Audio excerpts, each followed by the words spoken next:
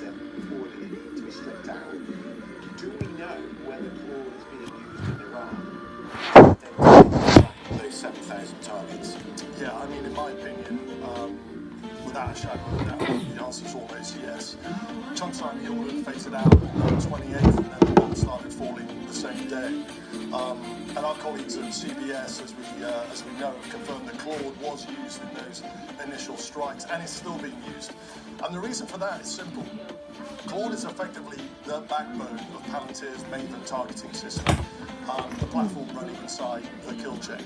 You can't break that out overnight. It's impossible. And right now, the Pentagon doesn't have a replacement or alternative that can back it up. Okay, so we've got Yes, Mama, how you doing? Palantir presentation of what Maven does, and also how it orders the target list. Yeah, so what we'll do now is we'll take a quick look of Palantir's own demonstration. But what I want the viewer to watch is just how quickly it moves from that raw intelligence across the three components, human, IMIN, and ELIN, to then identify, we talk about this a lot, the COA, the course of action. This is the system that Claude has at its core. As you can see, it's not just one data feed, it's multiple. And instead of having 8 or 9 systems for those decision makers to look at every single day, in order for them to make decisions, you then fuse it into a single visualization. You have different types of targets that are identified on the left there. Every single column produces a different type of decision-making process. Once you have that decision, you're trying to actually action that process, we now move into COA generation, course of action generation, where we are automatically, via a number of factors, trying to identify what the best asset to prosecute a target looks like. Once we've got the different approaches and we select one, we then can move directly into how do we action that target. So we've gone from identifying the target to now coming up with a course of action to now actioning that target, all from one system. This is revolutionary. We were having this done in about 8 or 9 systems where humans were literally moving detections left and right in order to get to our desired instant, in this case, actually closing a kill chain. Christian, I've got to say, having worked in this process over 20 years ago, to watch that on the screen and the level of technology that we're now looking at, I think I've probably got your attention now. Well, I mean, that's an eye-opener, I think, for our audience, because that's targets on spreadsheets, multiple kill chains, operating all at once, simultaneously, to hit, as we've seen in this war, thousands of targets within the space of 3 weeks. That's incredible. It tells you, look, it's not the first AI war, but I think what is perhaps new, and that video there just gives us insight into it, is the speed with which it's being done. Let's get back for a second to the kill chain, F2T2EA. We've covered find, intelligence gathered, target identified. What comes next? Yeah, the second part of that's called fix. It's where you pin the target down precisely, where it tells you something is there. And fix tells you exactly where it is, and in real time, and it gives you a really accurate GPS coordinate, accurate enough to guide a precision guided mission onto it. What AI is doing is it's compressing what used to take hours of that cross-referencing into literally seconds. And presumably that sort of precision matters, because the next stage is track, which presumably gets more complicated when and if a target moves. Yeah, I mean, the relativity of a stationary target, it's quite straightforward. A bunker, a command facility, a missile battery, they're all kind of fixed positions. So this is an S-300 missile defense system, but you can see that it's wheeled, so it's mobile. Basically it's on a transporter, and we can see some of the footage of Iranian mobile command centers being hit by the US and Israel. And then on the top of that, it's also can assist with the tracking of senior military commanders, high-value targets, HVTs as we call them in the military, and they're traveling by road. In the military we call this what's called a TST, a time-sensitive target. And what AI does is it doesn't just track the target, it predicts where it's actually going next. Every day, millions of boxes are delivered. Some can't get there soon enough. Boxes full of hope and so much more. Children are waiting and wishing. Learn more at USFUSA.org. Every IT leader knows this view, a mountain complexity standing between you and your goals. Disconnected tools, hidden risks, a tangled route that stalls your progress. But every peak has a path, a way to clear the noise and see the route forward. This is the era of intelligent, secure IT, unifying identity, access, and devices, so you can stop fighting the mountain and start leading the ascent. Your path starts here. I think that's striking. Okay, so you just explained the targeting stage, and this is where, of course, the process gets morally complex, because this is where the collateral damage assessment is made, and that's an important part of the equation. It has to be. Yeah, this is what I would regard as the most consequential part of the entire chain. And to give you an example, the British military would always conduct collateral damage estimates called a CDE for any targeting operation. So what we do is, we look at AI maps of everything that is surrounding the area. That could be a hospital, a school, a religious site, residential buildings.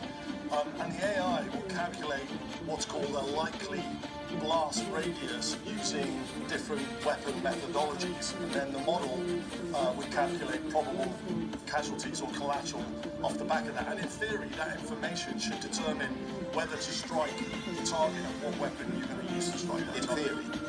Yeah, so in theory, so just because you have the ability and the means to strike a target, the senior commander must decide whether you should strike that target, and that's where rules of engagement. And what about having eyes on the target? Because this is all AI, and it's all on a spreadsheet, as we just see. But what about the human connection with what the computer is doing? Yeah, it's a great question, and we call it pattern of life, monitoring pattern of life, or POL, as it's known.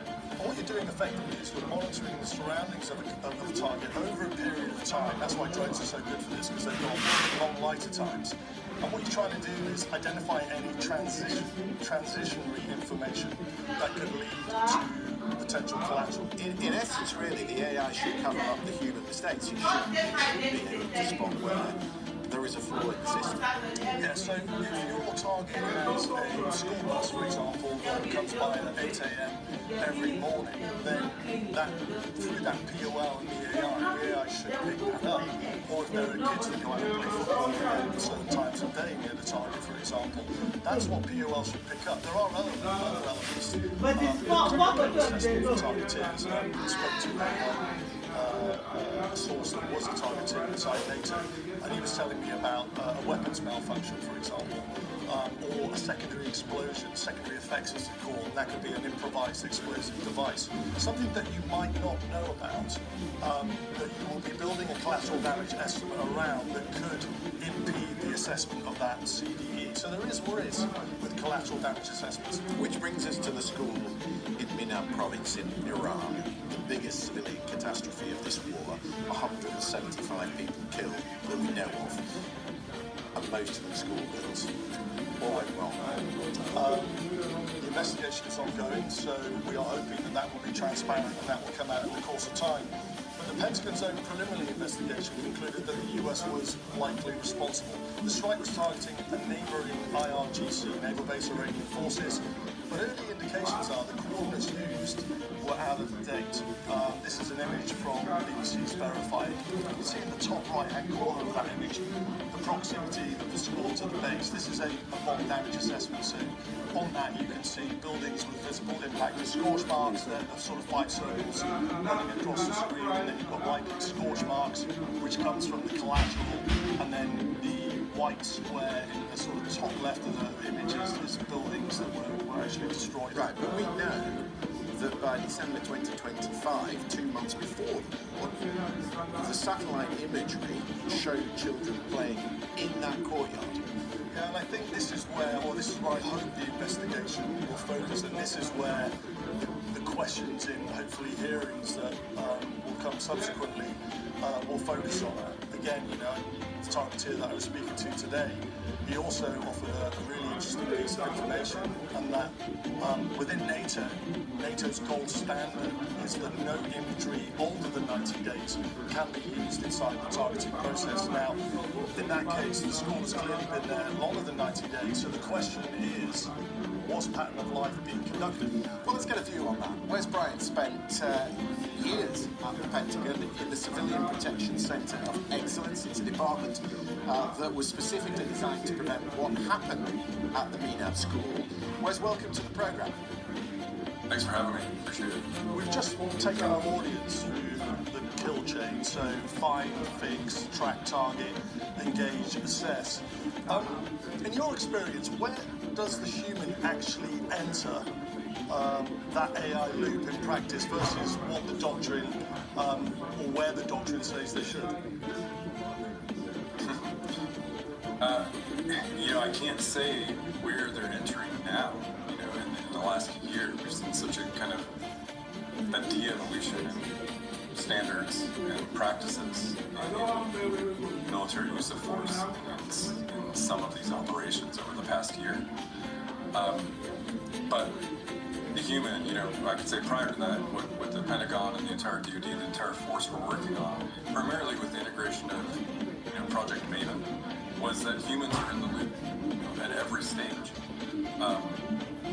We know at this point, to some degree, at least, that Project Maven and parallel programs are being used all the way in the detection portion, finding a possible enemy target, locating that target if it's a person or structure or vehicle or equipment, what have you, tracking that target if it happens to be moving, even conducting targeting recommendations, weaponeering, for example, possibly incorporating what we have as our collateral damage analysis software in parallel with these AI softwares. I'm not sure how far along at this point they are with that. I don't think very far along, frankly. So it's likely still two separate softwares being used along with others. And then the human should be in the loop at every single point. Checking at the very least right after the find. Here's a potential target. Here's a list of potential targets. That human team now needs to verify, whittle that down, and then go to fix and track from there. And AI can assist there.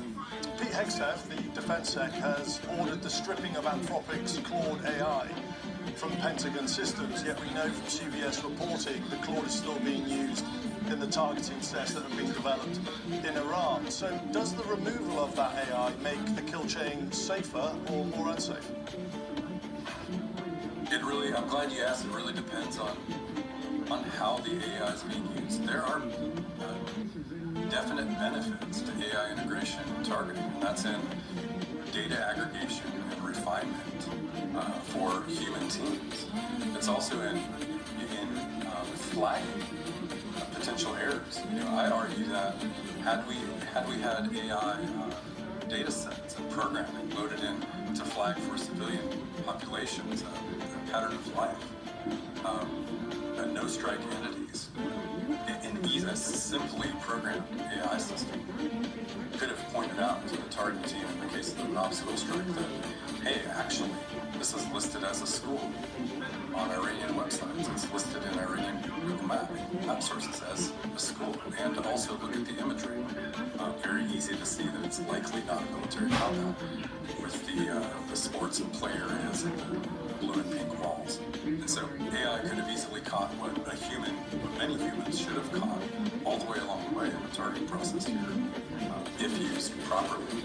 Wes Bryant, thank you very much indeed for being on the programme. Fascinating stuff, Mikey. Let's pick up some of what Wes was talking about. We've been through now fix, track, target, engage. What we've not talked about a lot is assess. Why is that important? From a military standpoint, the assess part is called BDA, bomb damage assessment, and it's crucially important because that type of video footage that we're seeing of explosions, it's probably coming from a form of tracking pod that sits under the centerline of the aircraft. It's got electro-optic capability, camera-wise, it's got forward-looking infrared. And the analysts will be poring over that. In real time. In real time, yeah, exactly. So as the munition goes in, they'll be recording it. And what the analysts are looking for is, did the munition hit? Did it destroy the target? Collateral damage estimates. And AI analyzes battle damage assessment, as you say, in real time, and it feeds that assessment back into the system, into the target set, either closing the loop or maybe looking at a potential restrike. Fascinating stuff, Mikey. Thank you very much. That's it for this week. Mikey has done quite a few of these videos on the Iran war, which are there on the YouTube website under the Security Brief catalogue. Do take a look at those. We'll have another episode for you, of course, very soon as we continue to track this conflict and the issues that it throws up. Thanks for watching this week. We'll see you next time.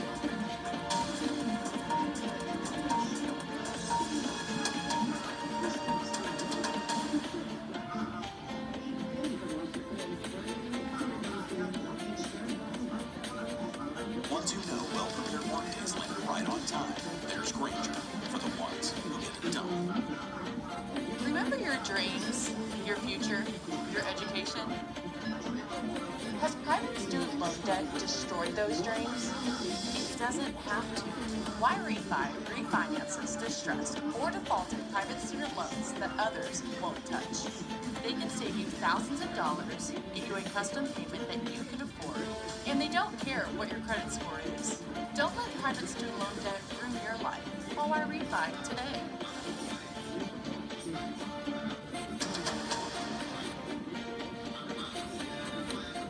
Day 21 of the US-Israel war with Iran. This is our special program looking at the key developments from today and where things stand after 3 weeks of war. President Trump has stepped up his criticism of NATO allies, describing them as cowards for refusing to help open the Strait of Hormuz. As attacks on oil and gas facilities continue, the head of the world's energy watchdog tells the BBC the war is causing the biggest energy security challenge in history.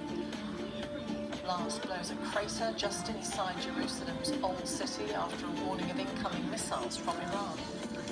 Israel hits Tehran with airstrikes as Iranians mark Nowruz, the Persian New Year. Iran's Supreme Leader Mojtaba Khamenei releases a message calling for resistance and national unity. He's yet to appear in public after being named as the successor to his father. Well, over the coming half hour, we'll be live with our correspondents across the region and around the world. And we'll have analysis from our specialists in our London newsroom. And as we take a look at the defining moments of the third week of war and the impact it's having on the world. Will be live in the region shortly, but we begin in the US. Over the last week, President Trump has stepped up his criticism of NATO allies for refusing to help the US secure the Strait of Hormuz. Today, the president described them as cowards and said it would be easy for them to allow ships to safely pass through the strait. Well, our chief North America correspondent, Gary O'Donoghue, is at the White House. Gary, President Trump reiterating today then that the US is doing extremely well in the war, as he said, also lashing out at NATO allies again. What's your assessment of what we've heard from him? He's pretty angry about the lack of support he's getting from NATO, including the UK, of course, and that's why today's announcement about the use of UK bases is going to be a bit of a victory for this president, albeit a marginal and pretty small one. But he believes that his allies are benefiting, if you like, from the US taking all the risks, not prepared to help him secure the Strait of Hormuz so that oil can get out, and then complaining about the price of oil around the world. And for him, that sounds like NATO not really stepping up. And so you're hearing some pretty strong language. I mean, I don't think he's ever called NATO countries cowards before. That is pretty direct. Paper tigers, as he put it. And there was a threat in there. He said the US would remember all this. Now, we don't really know what the plan is for sort of completely opening up the strait. There's a bunch of Marines on the way to the region, a couple of these Marine Expeditionary Units, one from Okinawa in Japan. We've learned today from our partners, CBS, that another 2,500 Marines potentially are sailing from the west coast of the United States. Now that'll take them some time to get to the region, but these are two sort of very mobile amphibious units, often used for landing, from beach landings, etc. And there's some speculation, of course, that they could be used either on the coast itself in the Straits to try and secure oil passage, or perhaps for Kharg Island, which is Iran's major export terminal for its own oil. Now, all those are pretty speculatory things at the moment, because the president said yesterday he wasn't planning sending troops anywhere, but there are all these troops on the way. And a couple of days ago, he said he wasn't afraid of putting boots on the ground. So the message changes day by day on not just the tactics that the president is prepared to use in executing this war, but also on the emphasis about the outcomes, the goals, how it will end, and when it will end. Gary, for the moment, thank you very much. Gary O'Donoghue at the White House. Well, as the war enters its fourth week, a new wave of Israeli bombardment hit the Iranian capital, Tehran. There has also been an uptick in Iranian rocket attacks on Jerusalem, with debris from a strike hitting the old city in occupied East Jerusalem. In Iran, at least 3,134 people have been killed, according to a US human rights agency, with more than 3 million people displaced. And across the Gulf, there have been reports of missile and drone attacks. We're joined now by our correspondent Sebastian Usher in Jerusalem and Azadeh Bashiri in Dubai. Sebastian, first to you. There have, as we've said, been more strikes both in Tehran and in Israel. What's the latest on the situation where you are in Jerusalem? Well, we went a short time ago to where this missile debris fell just on the edge of the old city of Jerusalem. This is the first day of Eid, obviously the major Muslim festival. Normally you would have a large amount of people there going to the Al-Aqsa Mosque. This year that isn't the case for security reasons. People have been kept away from there. But where this impact site is only about 300 meters away, not just from Al-Aqsa Mosque, but from the Western Wall, obviously sacred to Jewish people, and the Church of the Holy Sepulchre. So this really brought home, I think, to people the fact that the Iranian ability to continue with these strikes, even if they're not causing a large number of deaths or casualties, I mean, there have been, but not on any large scale, and the damage so far has not been that intense, not as intense as I remember last summer during the 12-day war. But this is the first time that I've seen a major kind of impact site. No one was injured, but that impact site right on the edge. And the Israeli authorities essentially have said to Iran, thank you for this gift for Eid. I think this is an own goal for Iran, to be honest. I mean, the idea that they might put at risk with their missiles one of the holiest sites in Islam was something that seemed really, you wouldn't have countenanced it a short time ago. I think people in this area, East Jerusalem, the old city, felt relatively safe because of those intensely sacred sites being so close, and that Iran wouldn't risk the possibility that one of their missiles or debris from one of those missiles might actually hit them. That is now the case, and we have had in the last 24 hours or so here in Jerusalem a much more intense series of alerts and sirens coming in very quick succession. Now, not a large number of missiles, none of them really, except for that one making impact, but all of them keeping alive this sense of a threat that Iran still maintains towards Israel itself. Sebastian, thank you. And today, the UAE, Saudi Arabia, Kuwait and Bahrain all reporting drone and missile attacks in the last 24 hours. So no let-up in the Gulf. Yes, there's countries in this region, and marches marking Eid al-Fitr, and as Iranians all around the world are marking Nowruz, Persian New Year, a long shadow has been cast on those celebrations by 3 weeks of war. And this is exactly the scenario that countries here wanted to avoid, their energy infrastructure being brought in to this war. Now, a day after a group of Arab and Islamic nations warned Iran to halt their attacks and halt them on energy sites as well, there were renewed attacks by Iran reported in Kuwait, for example. That was the latest one. Earlier today, the state oil firm KPC reported that multiple drones had hit an oil refinery there, forcing them to close several units as a precaution. Qatar is still assessing the extensive damage at their LNG field, Ras Laffan, and that is going to have a repercussion on energy markets. It's having a repercussion on their export capacity, which is down 17% over the next 5 years. That's what they feel right now. And so what do? Saudi Arabia is the one that has hinted at military action the most. Though here in the UAE as well, they've talked about reserving their right to respond, but it carries great risk. It could escalate this war further, and it's worth remembering that these countries, they've built all their plans, all their ambitions, their economies on the energy sector, and all of that is now at risk and is having an impact on global energy security around the world. Asdaq, thank you very much. Sebastian Usher and Asdaq Bashir, thank you both. Well, those continued strikes in Iran and across the region come as millions of people in the country and around the world are marking Nowruz, the Persian New Year. Iranian state media have published a written message sent to be from the Supreme Leader Mojtaba Khamenei, calling for resistance and unity. Our correspondent Dan Johnson has been speaking to Iranians who recently crossed into Turkey and asked them how they felt about Nowruz this year. There is no Nowruz.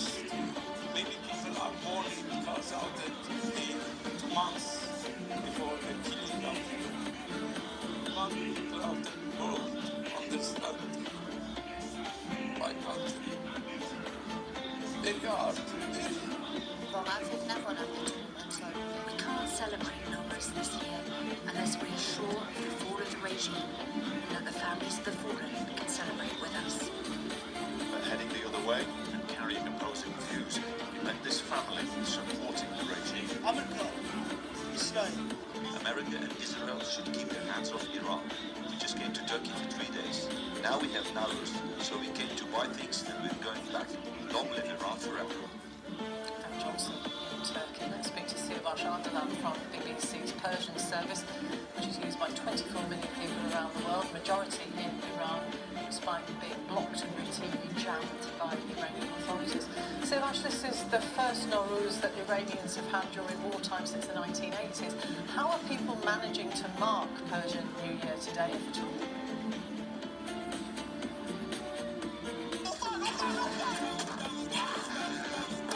Unlimited play for just $1 a day. Why pay more for fewer days of fragrance from your plug-in? Switch to Airwick plugins and fragrances. Some plugins only last 50 days per refill, while Airwick refills now deliver fragrance for up to 70 days. For the best value per day, try Airwick.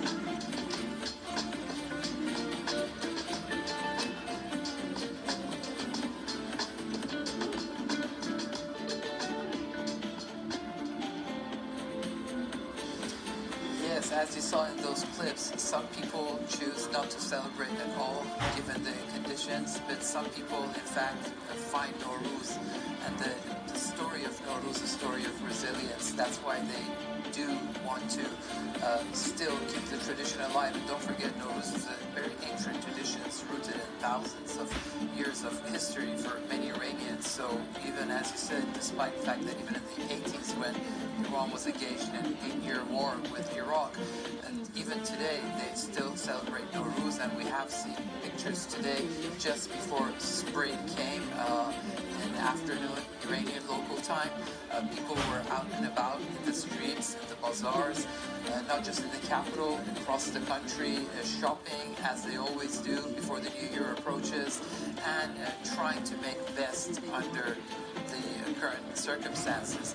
Food is in abundance. You know, the bazaars, the fruit markets are full of fruit and vegetables. The issue is the price, of course, the sky-high inflation, making it difficult for people really to celebrate it the way they would want to.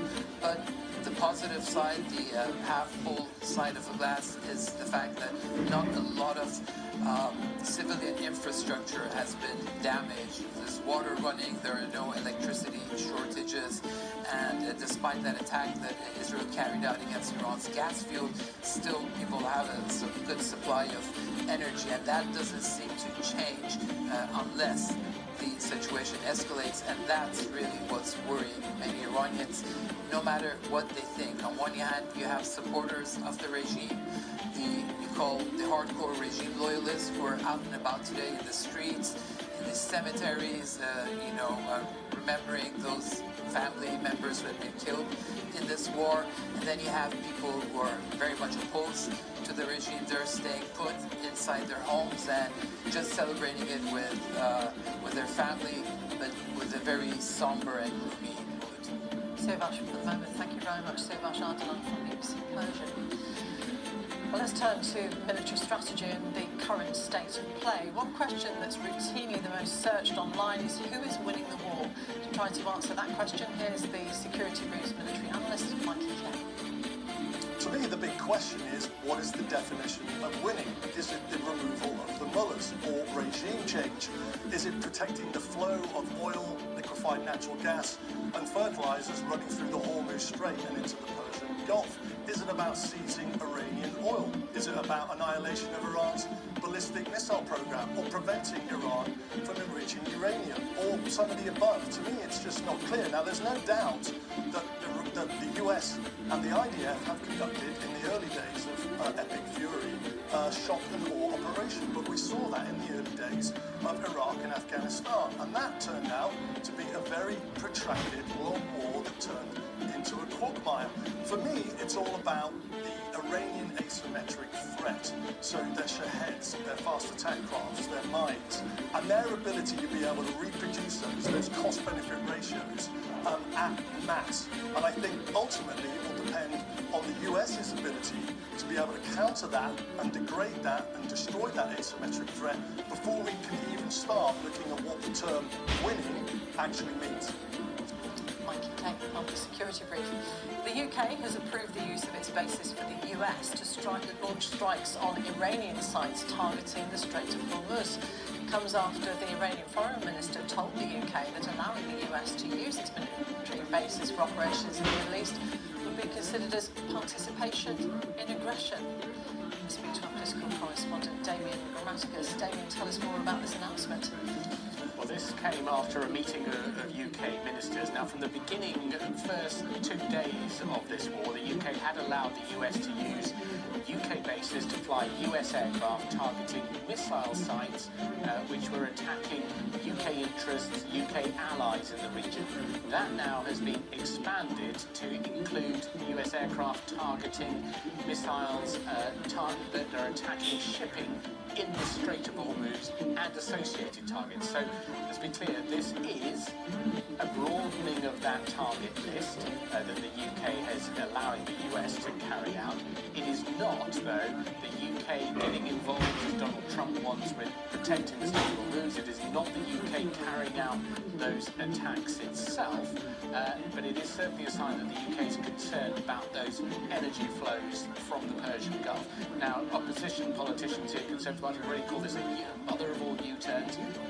I don't think it goes as far as that. It will concern some worried about the UK getting drawn into the war. The Iranians, who are saying today, warning that it will be seen as facilitating aggression. But the UK government very clearly saying this is about still responding to Iranian attacks on those who were not participating in the original strikes on Iran, Iranian attacks on energy supplies and UK allies. And the UK's preference is for this to de-escalate. That's what the UK government is saying. Damien, thank you very much. Damien Grammaticus. Westminster. Well, the war in the Middle East has prompted a surge in gas and oil prices, and today the International Energy Agency told the BBC the world is facing the greatest global energy security challenge in history. Let's speak to our Deputy Economics Editor, Darshini David. Darshini, that warning from the IEA today, they've even urged governments to cut road speed limits by 10 kilometres an hour because of this disruption to fuel supplies. But just how big an impact is this having on the global economy? Yes, an extraordinary warning, isn't it? Normally in these situations we say that energy producers gain, users lose, but this is not a normal situation by any means, is it? Or any kind of normal upheaval in energy markets, because those producers in the Middle East, as we've seen, literally their products going up in smoke, losing out to the tune of billions of dollars. Standing to gain, on the other hand, the likes of Canada and Norway, they may be the kind of countries that customers look to. They're looking for alternate sources of fuels, and of course Russia as well. That could be a big gainer indeed. And those big customers of the energy that goes through the Strait of Hormuz, normally those in Asia, they're the ones who are already having to think about conservation measures, for example, 4-day weeks, closing down schools, really disruptive. For the rest of the world, and for users across the world, customers, it's really about price, isn't it? And we're already seeing that filter through. And we've heard the central banks in Europe, in the US, and also here in the UK over the last week. Now, they are all conceding that we are likely to see more pressures on inflation. Here, for example, in the UK, they're talking about 3.5% inflation. So what central banks are really stressing here, this is not a return to the kind of inflation we saw a few years ago in 2022, for example. Nevertheless, the expectation is that rate cuts are off the agenda for this year. And those biggest individual users of energy of all, of course, Americans. So we may have President Trump saying that America wins when energy prices are high, but in actual fact, it's likely to be a net loser. The other big gas guzzler, of course, is China, we always hear about, but China actually has quite a lot of energy stashed away in reserves, a few months' worth, in fact, so it's relatively insulated on the whole. But make no mistake, the global economy as a whole, as it stands, is set to lose. And what most countries are united in is the speed by which they were caught unawares by this shock. 3 weeks, and they're looking at real challenges to their fortunes, whether they're governments, consumers, or indeed businesses. Darshini, for the moment, thank you very much, Darshini David. Well, as we enter the 4th week of the US-Israeli war on Iran, questions are continuing to pour in on TikTok and YouTube. One very prominent theme is what happens next. Well, to try to answer that question is our chief international correspondent, Lisa Doucette. Let's start with that. So many people asking that question. It's really gripped people's attention, hasn't it, this conflict? Where could it go? It's really important and in some way reassuring that people are asking this question, because we are reminded every day, Martine, that this is a war that affects all of us. The short answer is we just don't know. We hear from President Trump, you heard from Gary O'Donoghue, our chief North American correspondent earlier in the program, that President Trump keeps sending conflicting signals. He's trying to reassure the markets, who are very, very nervous, saying, well, it's going to end soon, but then he also talks about keeping on hitting the targets. Yesterday, Prime Minister Netanyahu of Israel, he said one message in English, which is the war is going to end soon. In Hebrew, he gave another message, which is the war is still going to go on. And I was just reading a report from our U.S. partner station, CBS News, where they say there are preparations underway for ground forces. And as we've been reporting all this week, there are thousands of Marines and more vessels heading from the Asia Pacific, heading toward that theater of war. So even as they talk about ending the war soon, they're making preparations for this to go on a long time. And from Iran, no sign at all. Iran continues to try to inflict as high a cost as possible, trying to establish a new kind of deterrence, to say, don't ever think of starting another war again. That you may go after our conventional military abilities, but we are showing you we can still fight back. How aligned is Israel with the United States? That's a good question. That was the question people asked, Martine, after the Israeli strike on the South Pars natural gas field. And part of it, it's run jointly by Iran and Qatar. It's the world's largest natural gas field. And it was a major escalation in the war. Oil and gas prices immediately spiked. President Trump puts out a post saying, I didn't know anything about this, and saying in capital letters, don't do this anymore, don't attack the oil infrastructure. Prime Minister Netanyahu came out and said, I did it and I won't do it again. And yet, Martin, there had been all of these articles quoting in Israeli and American media, quoting unnamed American and Israeli officials before and after President Trump's statement, saying the Americans knew about it in advance. So both leaders like to say we are aligned, but sometimes we differ. And in the broad ambitions, there are differences. Prime Minister Netanyahu, in short, has made it absolutely clear from the start his overall goal is to bring down the regime. Another question people are asking, particularly on TikTok and YouTube, is this is supposed to be a period of celebration. Nowruz, New Year for people in Iran, Eid as well. People across the region celebrating. I mean, how's that being effective? It doesn't often happen that the Eid al-Fitr, the end of the Muslim month of fasting, aligns with the Persian New Year, which is timed with the spring equinox, so the 20th into the 21st. The most joyous celebration, not just for the people of Iran, Tajikistan, Afghanistan, Iraq. Many people around the world follow the Persian calendar, and yet it comes at one of the most painful and perilous time that Iranians can remember. Very briefly, a statement from the Supreme Leader of Iran, but no sign. A 9-page statement, and still no sign. He hasn't been seen in public, he hasn't been heard in public, but there's been a steady stream of statements because in all of this, Iran wants to send the message we're still in charge. Lise, for the moment, as ever, thank you very much. Lise Doucet, our Chief International Correspondent. Thank you. Don't forget there is a live page on the BBC News website and the BBC News app, which is following all of the twists and turns of this conflict between the US, Israel and Iran. Whether you're joining us on YouTube, TikTok, BBC Sounds, radio or television, thank you for your time. We'll be back the same time tomorrow with the Iran War Today.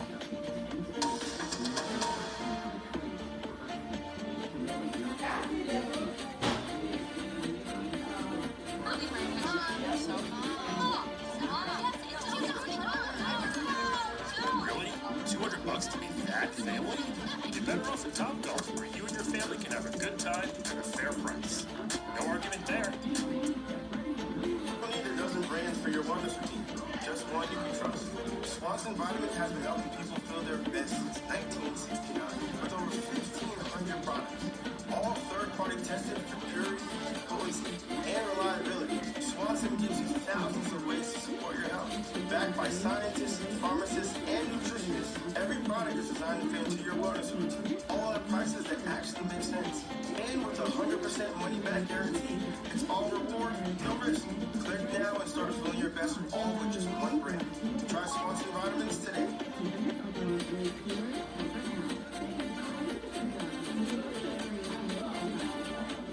To the BBC's Global News podcast on YouTube. I'm Andrew Peach. Will Grant is our correspondent in Havana. And Will, this is a big moment for Cuba, isn't it? Under the US oil blockade, there are blackouts, all sorts of problems in recent days. Just describe what life has been like for us first.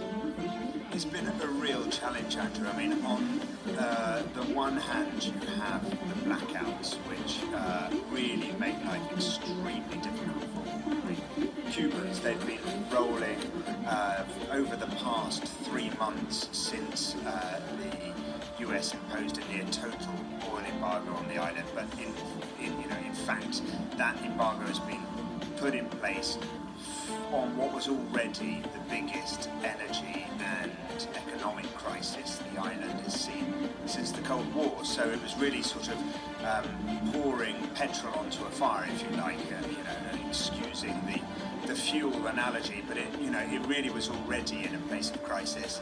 And then now there's this oil blockade. So you have the rolling blackouts. We saw recently that complete island-wide blackout, complete power cut from end to end of the island. That's the first time that's happened since the oil blockade was put in place. And of course, the blockade involves preventing other nations from sending oil to Cuba too. So Washington apparently has virtually complete control of Venezuela's oil supply, oil production.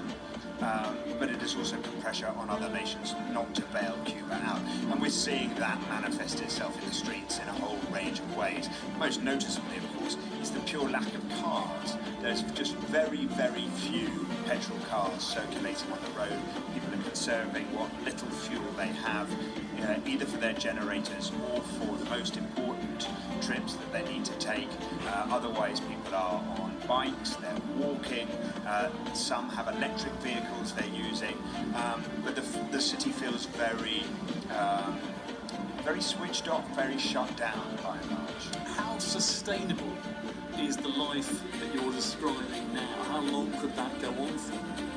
Well, the one thing that can never be said of the Cuban Revolution is that it lacks resistance and resilience, and the Cuban people have incredible resilience in the face of hardship.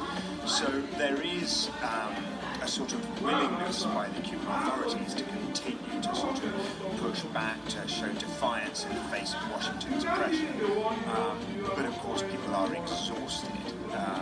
As I say, it's not just the 3 months that have been the critical period with the full oil blockade, but already people were tired of constant blackouts, because it means, obviously, that when the power comes on, if it's 2 in the morning, then people are getting up at 2 in the morning and cooking, because they simply don't know when they might have power back into their homes, and therefore for electric cookers and so on, when they might be able to prepare food. So there is sort of a sense in which many families are merely in survival mode. They're not living, as a retired nurse put it to me recently, they're surviving. And that is extraordinarily taxing on society as a whole, of course. Whether or not it can carry on in a sustained way, it's really very, very difficult. One wonders whether or not there'll be any sort of breakthrough on the apparent talks that are taking place between the Trump administration and the Cuban government, or if, as we're seeing, a Russian tanker with 730,000 barrels of oil actually makes it to the island past this blockade and provides a little bit of respite, although it's nowhere near enough to sort of the dimensions of the crisis that Cuba is facing. We'll come back to President Trump in a moment. There is an aid convoy en route to Cuba. That can't be enough to make a serious difference, though, can it? You're right, it's an absolute drop in the ocean of Cuba's need. I think what it's intended to do, and where it will be welcomed by the Cubans who see the coverage on it on state television and so on, will be the show of solidarity from the sort of international solidarity movements, supporters of Cuba from the UK, from the United States, travelling from Mexico and travelling from the US with this aid. But you're right, it doesn't even scratch the surface of the extent of the need on the island. We heard on the Global News podcast a couple of days ago President Trump saying he could take Cuba and do anything he wants with it. What does he want? Well, it's incendiary language at the very least, isn't it, to say this when your administration is having talks with the Cuban government. They can't be seen to simply hand over the keys of Cuba to Washington. This is 70 years almost of resistance, 70 years of building a revolution that's predicated in large part on defiance to Washington. So the idea that it would simply buckle at this stage and do as it were, and allow the US president, the sitting US president, to do, quote, whatever he wants with the island, isn't really going to work at this side of the equation. Now, of course, President Trump is known for his bombastic language, he's known for taking an extreme position that could be arguably a tactic for his team to then negotiate, from that point on. And that may be what's at play here, but certainly it's not going to go down well with the Cuban authorities. And in terms of what he wants, when he says, I can do whatever I want with the island, I think in the very simple terms is that he doesn't want regime change, he wants a changed regime. And what I mean by that is if we look at the Venezuelan example, having removed Nicolas Maduro from power, President Trump seems... Cheddar Rancher is here, stacked with grilled chicken breast, crispy bacon, and buttermilk ranch, only at Firehouse Subs. Ice like EMN? I'm enough to business class. It's comfortable, spacious, and I got one of those Delphi houses. Very much worth why should I pay them? Because I have to see the stocks.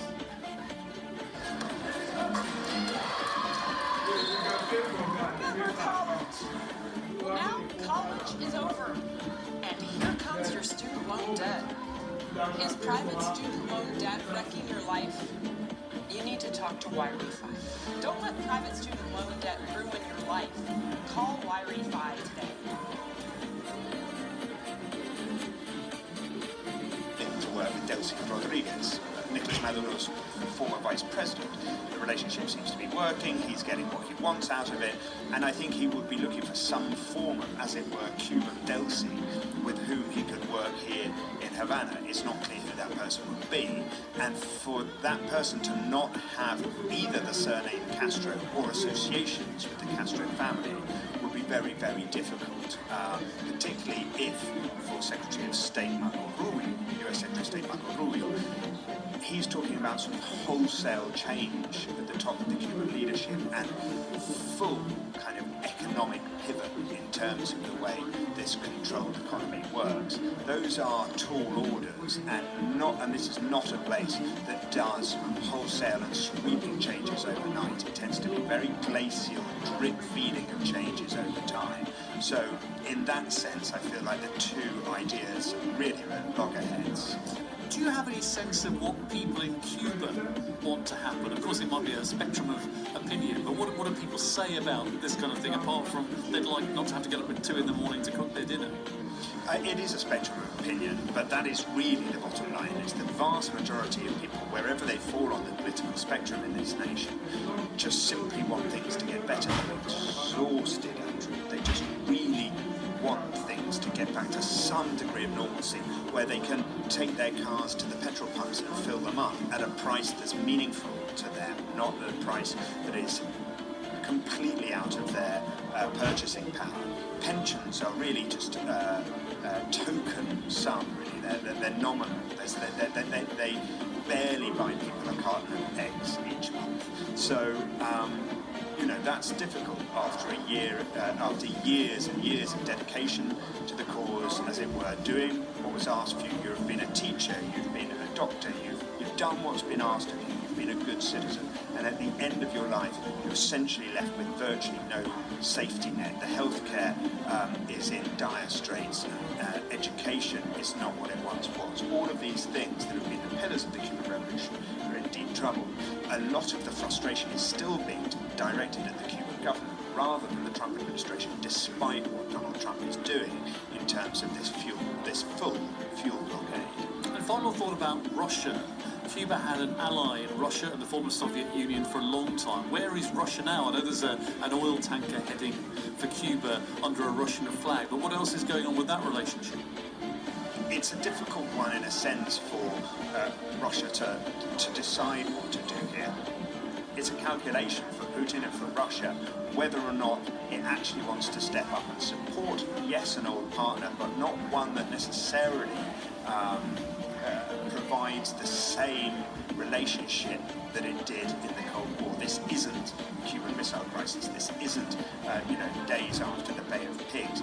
This isn't the USSR and Fidel Castro. This is a very different moment. So, given that Moscow has its own concerns in terms of its war on Ukraine, then it may simply make the calculation that beyond promises of sort of political backing, beyond this oil tanker, which may or may not make it, there is not much more that they're prepared to do just 90 miles off the coast of the US. It could, of course, go the other way in the coming years, the coming weeks and months, and they decide to back Havana more strongly, and that is the position that's taken. But I think most people look at the wording so far, look at the kind of actions that have been taken in the wake of the removal of Nicolas Maduro from power in Venezuela, the knock-on effects in Cuba, and think, well, actually, this isn't something that Russia is going to necessarily step into the breach of and support Havana to the hilt.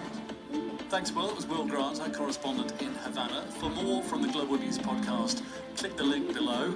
And from me, Andrew Peach, thanks for being with us. A compassionate guy who can stand up when he needs to stand up.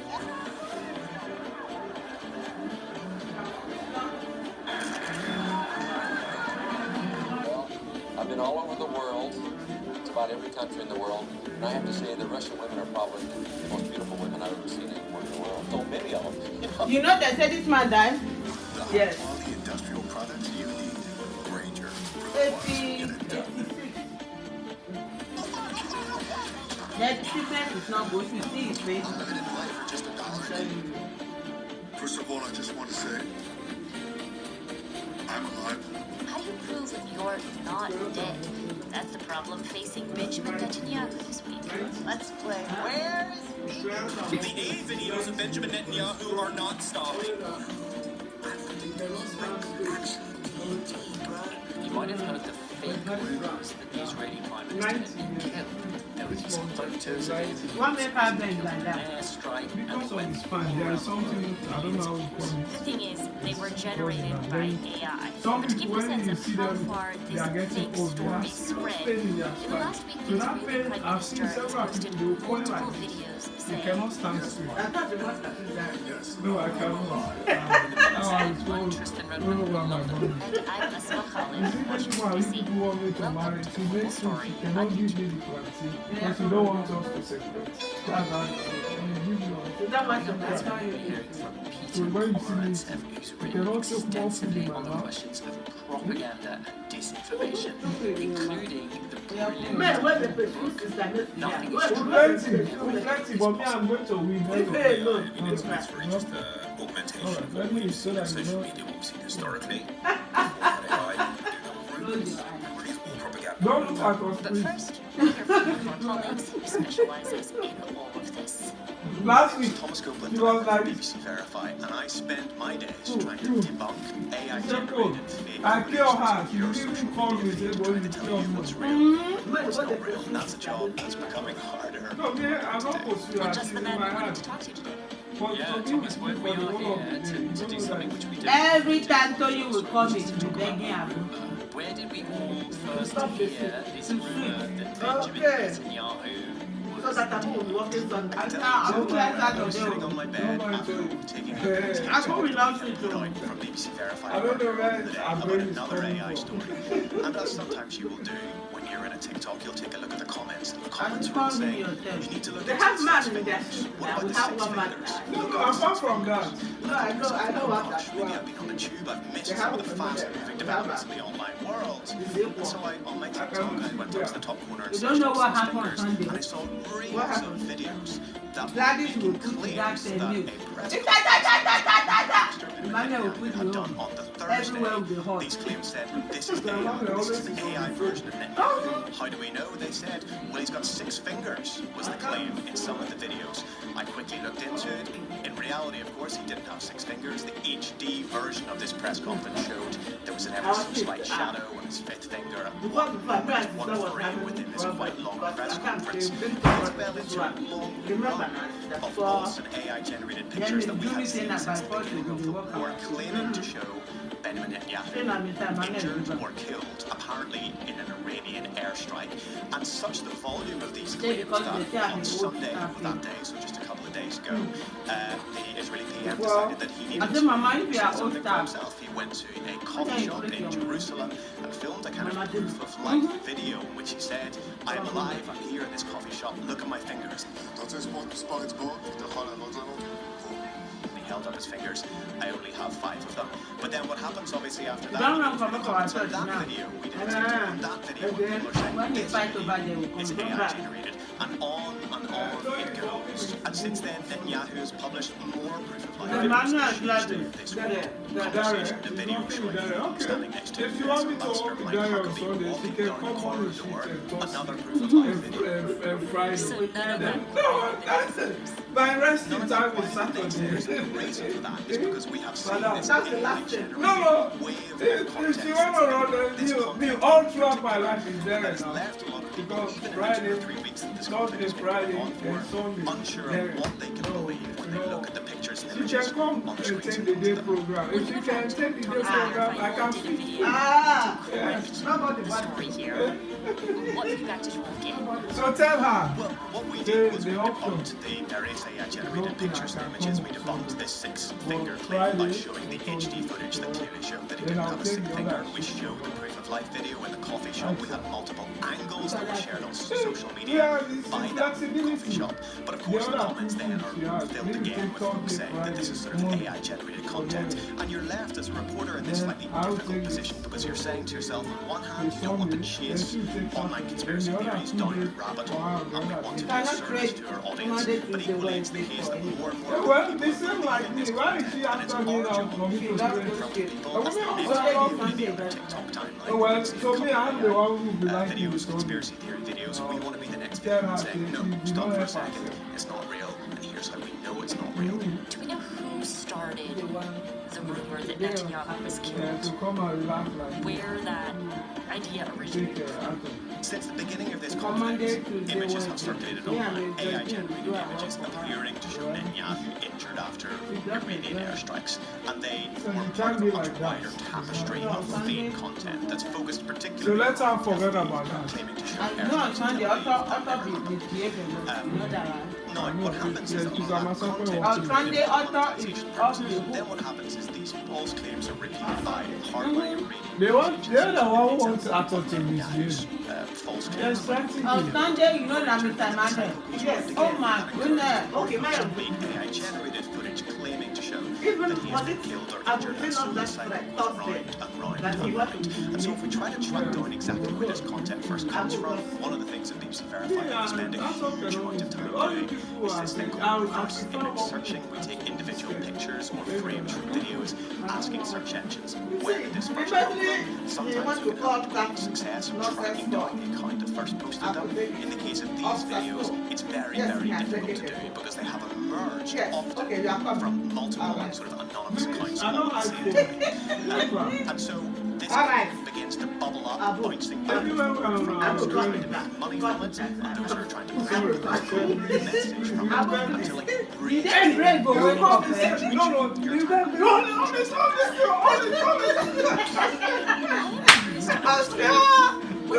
He will come and then go away. To believe this The way I handle that man is nobody handle it like me. I think that over the last 2 weeks in particular, but it's a little bit longer, there has been a fundamental change in the kind of pipeline of content on All social those media that small we've seen over the last 6 It's months. very resistant of How can somebody will be telling him to talk to of AI-generated I don't like it. You're not like it. And that is And Officer Snow will not like it. He's been talking to Officer Snow. No, he's a friend. They're going to mess it up. No, No. nobody. I'm telling you, the way that guy fix it, nobody will do it there. When they want to remove it, I'll fix it there. I don't know who went to call that man. they're going to social media, they're trying to find this information, so they've got a kind of ripe Officer Snow is solving problems here. and you've got folks who are willing to exploit that. Remember, it's every week that we have it And here. they're using the But incentive now, for no, it's monetization. Every week. Many of these social media platforms, X is clearly a really big important place for this, but also some of Meta's platforms, TikTok and others. When we are going to Process allows them to make money. well, I'm always like this, sitting by there. How it actually works when if you're an AI content creator I'm afraid saying and you you have an idea how to get it out there and how to Honestly, I monetize don't bother myself. Very simply, if you're eligible for monetization programs on one of these different platforms, it might be Facebook, it might be X, you need to maintain consistent levels of engagement in your account, in your Even content, the mouth together. remain your monetization program. We cooperate. You have access When you see one start, AI tools that are increasingly more accessible, they're cheaper, you will sit at home and say to yourself, now, right, I'm all gonna these points the get challenge lots of now engagement online. so What else is doing well online? Well, there's a lot of interest in what's happening in the Middle East. There's a lot of interest in airstrike. There's a lot of interest in Then later, HTTPS you bases sit down, that can create some and content that is going to build on that interest and take advantage of the fact that people want this and information. taking into And those more, increasingly, and with fewer moving with it prompts that from way, these grounded AI like this, generators you can put requesting into to control. create certain content, if you're making lots and Because lots of it, why are you you might spend grounding less them? and less time on every individual video. You're just designed to churn out as much stuff as possible. Yeah, You might spend a little bit more time to make a higher quality product, then you can take that and upload it straight onto social media. That's why they are recommending that they want you at the day program. It's very difficult and there's not a lot of transparency on the monetization programs on all of these different platforms. But what an expert has told us is that you can earn $12 X for every like now we are now, okay, like or so. And that there are lots of different variables in place there, depending on where you are in the world, etc. But it is $12 is clearly going to go a lot further in some parts of the world than others. And there have been others that they're on parts of the world where this content does come from. Some of it's Southeast Asia, places like that. Now we can't tie direct accounts to direct parts of the world in quite as explicit a manner, but that reporting exists as to where lots of the content does come from. But somebody's on their back, making them Hasn't Elon Musk just in the last few days come out? Now they say we have to be writing not going to allow AI slump to writing, collecting data. And this is one of the reasons that we know that this is an unprecedented reach. This was last week actually the product said that in his view, 99% of the AI-generated war videos on X were being made and created and posted by folks that, in his words, were trying to gain monetization. And the new policy that X has introduced that said that is that anybody that posted this video would be removed from their monetization program for 90 days. And that's a very significant move from X. Some of us, yeah, because they've had a pretty strategy to amongst the other social media platforms, I think critics would definitely come to the conclusion that they are much more aggressive in their moderation policies. And so that's a really massive and meaningful step. We also approached TikTok, Meta, the parent company, Instagram and Facebook, asking them if they had plans to do the same. They didn't get back to us. But what we do know is that all of these platforms are currently researching and engaged in ways to work out if they can detect AI and figure out how they're going to moderate it. To be clear, the false storyline that Netanyahu was killed, that's not the only image, video storyline we have seen that has gone viral as a result of AI since this war began. Is that right? I mean, can you give us a sense of just the sheer scope of AI slop that we've seen out there? It's been a massive problem for us over the last number of weeks. Every time over the last number of years a conflict has come up, we've said to ourselves in the team, gosh, this is the AI, this is the AI generated war, and then the next conflict comes along. You remember that? On it goes, and we've reached that where for a period of time, certainly, big jacket. Very sophisticated I actually see that jacket from that fast boy from Amoni House. You could see that it's bigger for us. I see the thing fine. I still give it to us. That's why I was upset when they bring it and the thing as dead. What's going on with the ship and the general had to tell him no, it hasn't been yet. So you don't understand. 100% within a wider ecosystem of a total wave of content. But sometimes it feels a little bit like those who are trying to make money from this are just kind of throwing anything at the wall. For the past 2 weeks now, they are using Otto's clothes. And when I say buy clothes for Otto now, they are crying. Otto don't have money.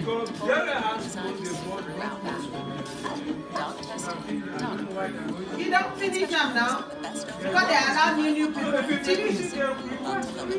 That's what I'm saying. Instead of request, they will just go to Otto's room and I don't always go in there, but me, I don't go there. I don't like to be here. If anybody you know is good, you report them. I hate when I hear this. I cook dinner from scratch. Need dinner time support? Get a free smart oven when you sign up at Lala.com. You say you want to have to say lie. Nobody, anybody tell me now. You say verify is to verify images, verify videos, figure out what's real, what's being generated by AI. And do you find that now in this movement? And the reason I'm asking this is there was a photograph published in the New York Times that showed a massive crowd of Iranians out after the new Supreme Leader was announced.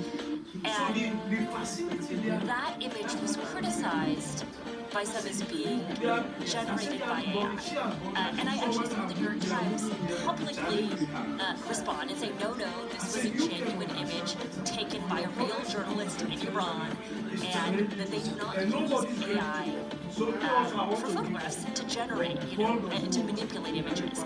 But that made me wonder, gosh, even real things are now being questioned or criticized as being AI, and it feels like there's a lot of just information and disinformation warfare around what's real and what's not. 100%. And this links back to the sort of Netanyahu proof of life videos, right? It's a real video that's put out there, and people start to look at it and say, well, hold on, is it real or is it not fake? I've seen so much stuff that I couldn't work out if it's real or not fake. Is it real or not fake? So I think you have two things here. One, folks who are really sincere and have massively been, I guess, confused, misled, taken advantage of, exploited by those who are trying to make money from this content over the last number of weeks, for example, who just don't know the answer and are questioning everything now, no longer know if they can trust what they see. But then you also get the folks that are trying to exploit that fact, and they probably know deep down that that was a real picture that the New York Times published, but it's in their interests to spread uncertainty, to sow uncertainty, and to say, that could be AI. And that's how you sort of denigrate and collapse trust in the stuff that you're seeing in front of you. And clearly that is something that is occasionally, and in some cases we see, is being done for a very specific political purpose. What are the solutions to stop this deluge of AI content? A massive question, and if I could answer it, I might not be sitting right here. I think I'm really interested to see what the results of X's demonetization approach is going to be, and whether that has a measurable impact on the amount of content on there.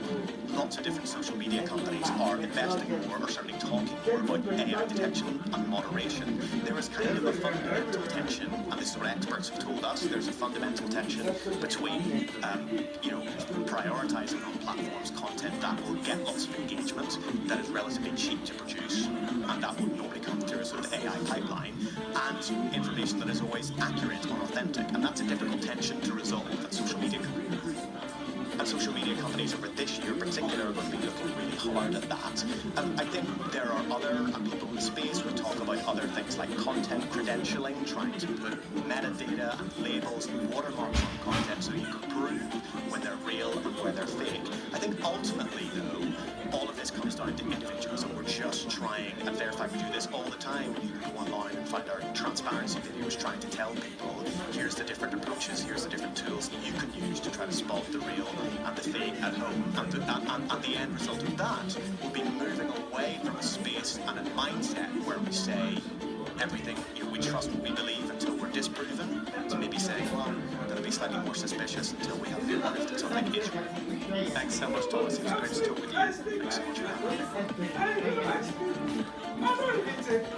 having about propaganda, most recently How to Win an Information War, and a scholar at the Johns Hopkins University in Washington. Peter, has there ever been a case of fake information changing the course of war? Many, one by exception, the Trojan War, which with an active detection did in history, So I think it's, system deception being an absolute prerequisite for winning a war, and sometimes a decisive factor. So deception is part and parcel.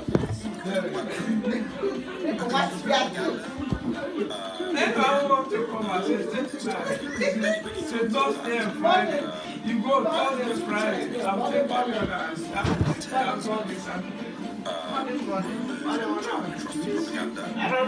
this woman, is the one who fixed it. I guess she didn't want to do this stories about. Except you have to marry this woman. I'm running away. From that time now, they have been close on me. They try to ask I didn't for when I asked for I want to change from this. You never inquired me. I talked to Paul about I think Mr. Paul. What do you do?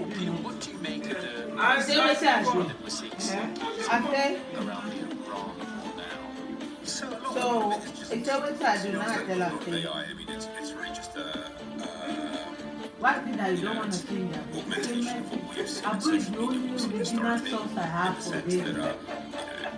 Original. The next thing I want to tell you, I don't want to The only original stuff which is a way to augment that if nothing happens, Abu go and do it. We can require me. I said no one. Let's put it aside. It's your problem. At the end of the day, now when I'm going, we'll talk next week. Okay, you know the weekend I will come and say, don't bother coming. I said, just forget about it. spread among German troops, and then they would be a law around. I laugh. I said, I'm going to quiet. We look at ourselves, sometimes when we are saying, The way borders on the let's forget about it. It was something, no. I said, no, leave it so. He said, okay. I said, that man is called crime. Unfortunately, from there I went. There was no. I started addressing. By the time the man comes out, the girls from Iraq, because that clearly wasn't for an Iranian audience. That was almost. It would have been funny, man. I could be down. I thought it would have been bad. Which I thought again, not that unusual. So the idea that you would use enemies, idioms, language, memes to kind of fall inside that language, unsettle it from inside, is again is not particularly new. AI lets you do it. AI lets you do it. AI lets you do it at scale. AI lets you iteratively in a way that was impossible before. So he chased me in the car. So in that sense, AI is a game changer. It's not, but it's a game changer in terms of production. But in terms of strategy, I try now, I did everything. the technological So he chased me. are very, very, very good strategy. Can we drill down a little deeper on the strategy and incentive? Because prior to speaking with you, we were speaking with our colleague Thomas, who works with BBC Verify, and he mentioned that many of the AI videos we're seeing now appear to be privately created. And Thomas was explaining to us that people appear to be creating this content for financial incentives in some cases. They don't all necessarily have a political dog in this fight. And I'm curious how significant that is and how that compares to, I know you've done a lot of work on state-backed misinformation and propaganda. And to be clear, you know, there are certainly nation states and countries that benefit from these AI videos. But what I thought was fascinating is you were saying some of the people creating this appear to be people who are just trying to make it work. So, but this is exactly the same thing as in 2016. I said, when he sat down, This was the first kind of wave of awareness, because sometimes you say you don't want something to force him to become aggressive. these are all these kind of like online stories of Trump. And it turned out they're being produced by content from Montenegro. And all the journalists went down to Montenegro. Things they would find kind of Russian troll farms, MAGA troll farms. So there was a bit of that, but eventually it was just a bunch of Montenegrin kids who worked out they could make some money on this. They were creating these kind of spam sites, these slop sites, with a mix of kind of like pills that make you strong, Trump is big and sexy, and advertising. And they were doing it because they saw this wave. They had zero interest in American politics. They knew very little about American politics. They just saw this wave building. They latched onto it. So in that sense, I guess with the democratization of content production, you're going to have people looking to make a buck on it. Yeah, I mean, from what you're saying, this is nothing new. Disinformation has been a part of conflict since, you know, all the way back to the Trojan War days. But nonetheless, as you say, the quantity of this stuff with AI just becomes that much greater, and the quality of those AI videos and features become that much more convincing too. Do you think that that aspect of it could actually change the shape of conflicts in the future? I don't know about shaping the change of conflict. Conflict is changing in so many ways, but I think there's been an overall sense that conflict's become even more about perception because we're such an information-saturated society. We've taken the war in Ukraine, even when very little happens on the ground, perception games around it can influence whether people think Russia is winning or Ukraine is winning, when really it's just slow attrition, and that can influence how negotiations go. The amount you can do in shifting perceptions, because the information environment is so saturated, is probably, you know, traumatic. Yeah. But in terms of what does the quantity do, I think what the quantity does propaganda, it changes what we do about it. Because our way to battle propaganda was censorship, frankly. It was always one of the ways. But that's not something democratic societies do, but not something you really can do to any great effect in this information environment. We'll struggle to. And two, it's like pluralism. You have real truth to balance the lies, and somehow kind of works out in some glorious and now seemingly utterly mythical marketplace of ideas. And people are looking for the truth, and they'll get to it if you just provide it to them. The BBC will balance out the slop and lies. We like to believe that. Of course we will. But the problem is that when you can make the slop and lies at scale at so little cost, that marketplace idea completely falls apart. And the ways we have to fight propaganda, pluralism, a belief that you can hold the powerful accountable of the truth, kind of a checks and balances of information, that is completely collapsed. And I don't think that's anything that we've really started to deal with. We have all these romantic ideas, and I don't think they're true anymore for this environment. And I don't think we're managing that very well. That's it for the Global Story today. Thanks for tuning in. And if you enjoyed our show, I've got to mention that we here at the Global Story are also available as an audio podcast. You can find us on bbc.com or wherever you listen.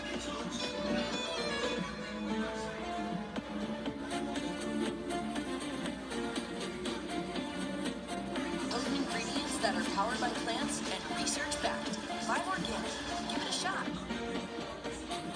Cash App has very much helped me save my money. So when I need it, it's just there. In the newscast studio. It's Chris in the newscast studio. Faisal also in the newscast studio.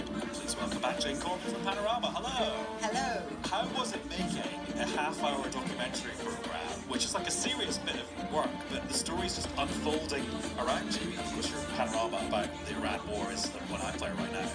Well, we waited a bit before we started filming for that very reason, because we knew if we started immediately, in 3 days' time, it would be outdated. And I think we just about got there.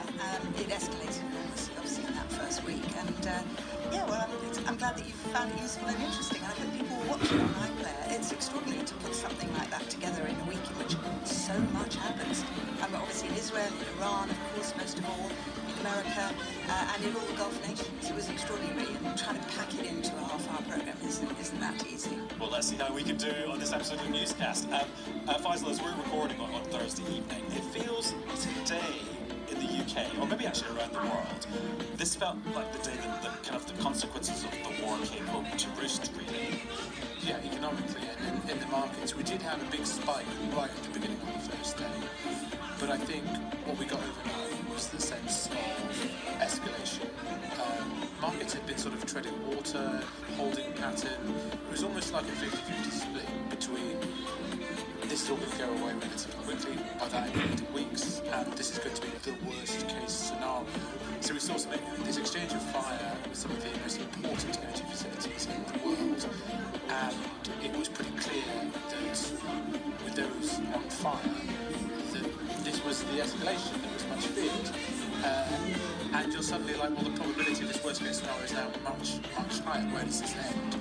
And so we saw an impact on markets, extraordinary overnight impact on markets with oil prices and gas prices shooting up. And just to be clear, the reason this was so important is, and the events that led up to all of this turmoil in the markets, was Israel striking the natural gas field in the Persian Gulf, that half of which is in Iranian territory, and then Iran retaliating by hitting Qatar, which is basically the world's largest producer of liquefied natural gas.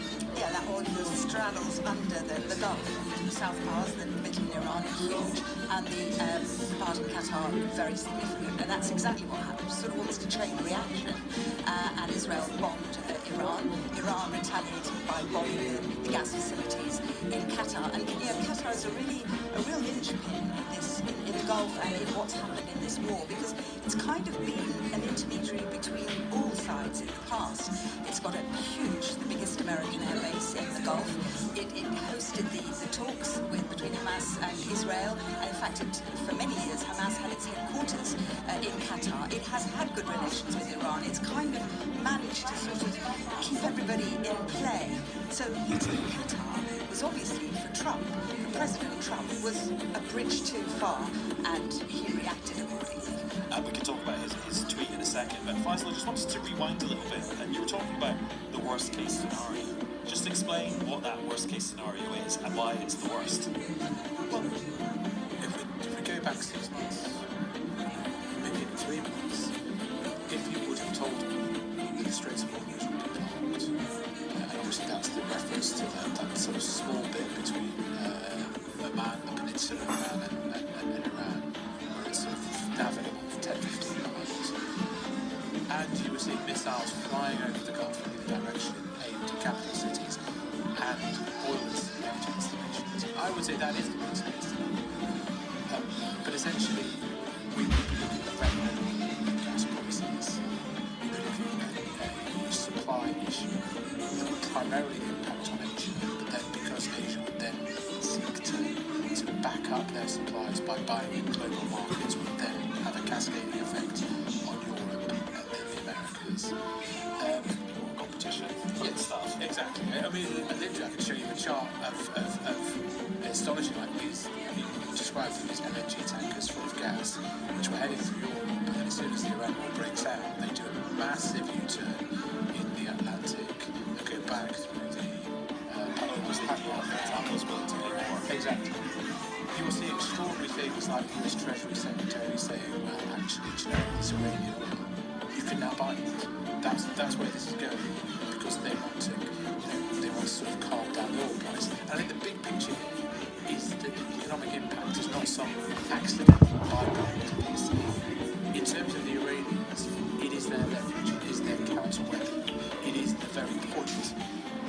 And so that makes it very difficult to predict. It's not, and it seems to some, that explains their military strategy. Explains some of explains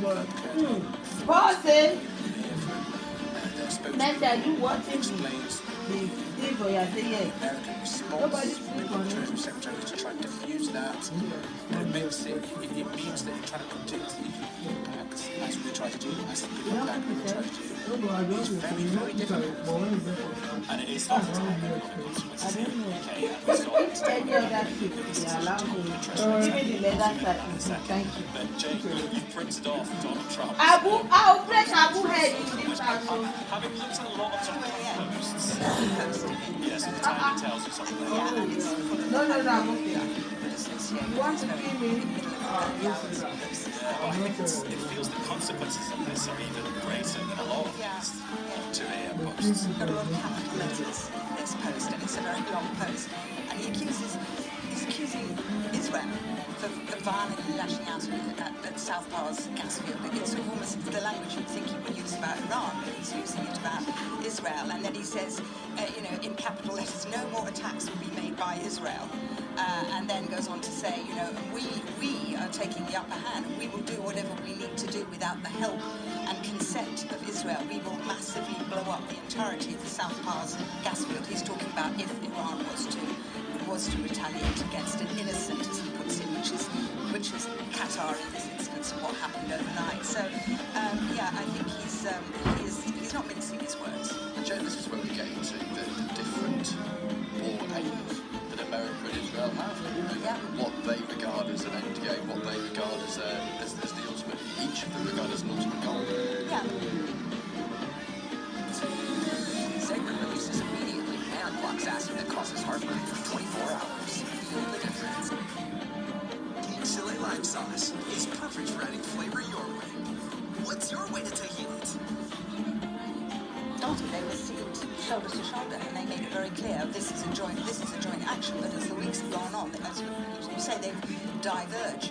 And I think for President Trump and for Pete Hegseth, the Secretary of Defense, Secretary of War, as he calls himself, it was about essentially degrading the Navy, with the Iranian Navy, degrading the missile production facilities, getting rid of the threat of the nuclear program. This is what it was about, hitting their forces. They did talk about regime change, but that very quickly fell down the American agenda. In the meantime, Israel has made it clearer that they are going for regime change. change. And that is what the Prime Minister Benjamin Netanyahu has dreamed of for a long time, and in Trump, some would say, found a willing partner. And they are, the briefing that's coming out of Israel, and there's been some interesting stuff in the last hour or two that I've seen, is that they are managing to degrade the Islamic Republican Guard. They are managing to strike at the heart of the regime, they claim. And they are also claiming that they know that they have killed not only the supreme leader and potentially, possibly injured his son, the successor, but they have also killed the Ali Larijani, who took over as the head of the Security Council in Tehran. So they are going for the regime figureheads. They are trying to undermine the regime through the Islamic Republican Guard, through hitting them, and also through hitting the Basij militia, who are responsible for putting down and crushing the protests.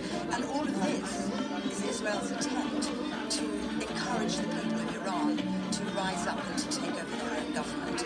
It has to be said so far without much success, but the Israelis are claiming that the are degraded, and they're saying that they can't communicate with each other. The command and control is being lost, and they're also saying that some of the for duty, which is sometimes the first crack in the evidence, but of course this is what Israel says, and it needs to be checked, and I think we will be where we're headed with this, and if there is an impact on that regime structure, which there hasn't been so far.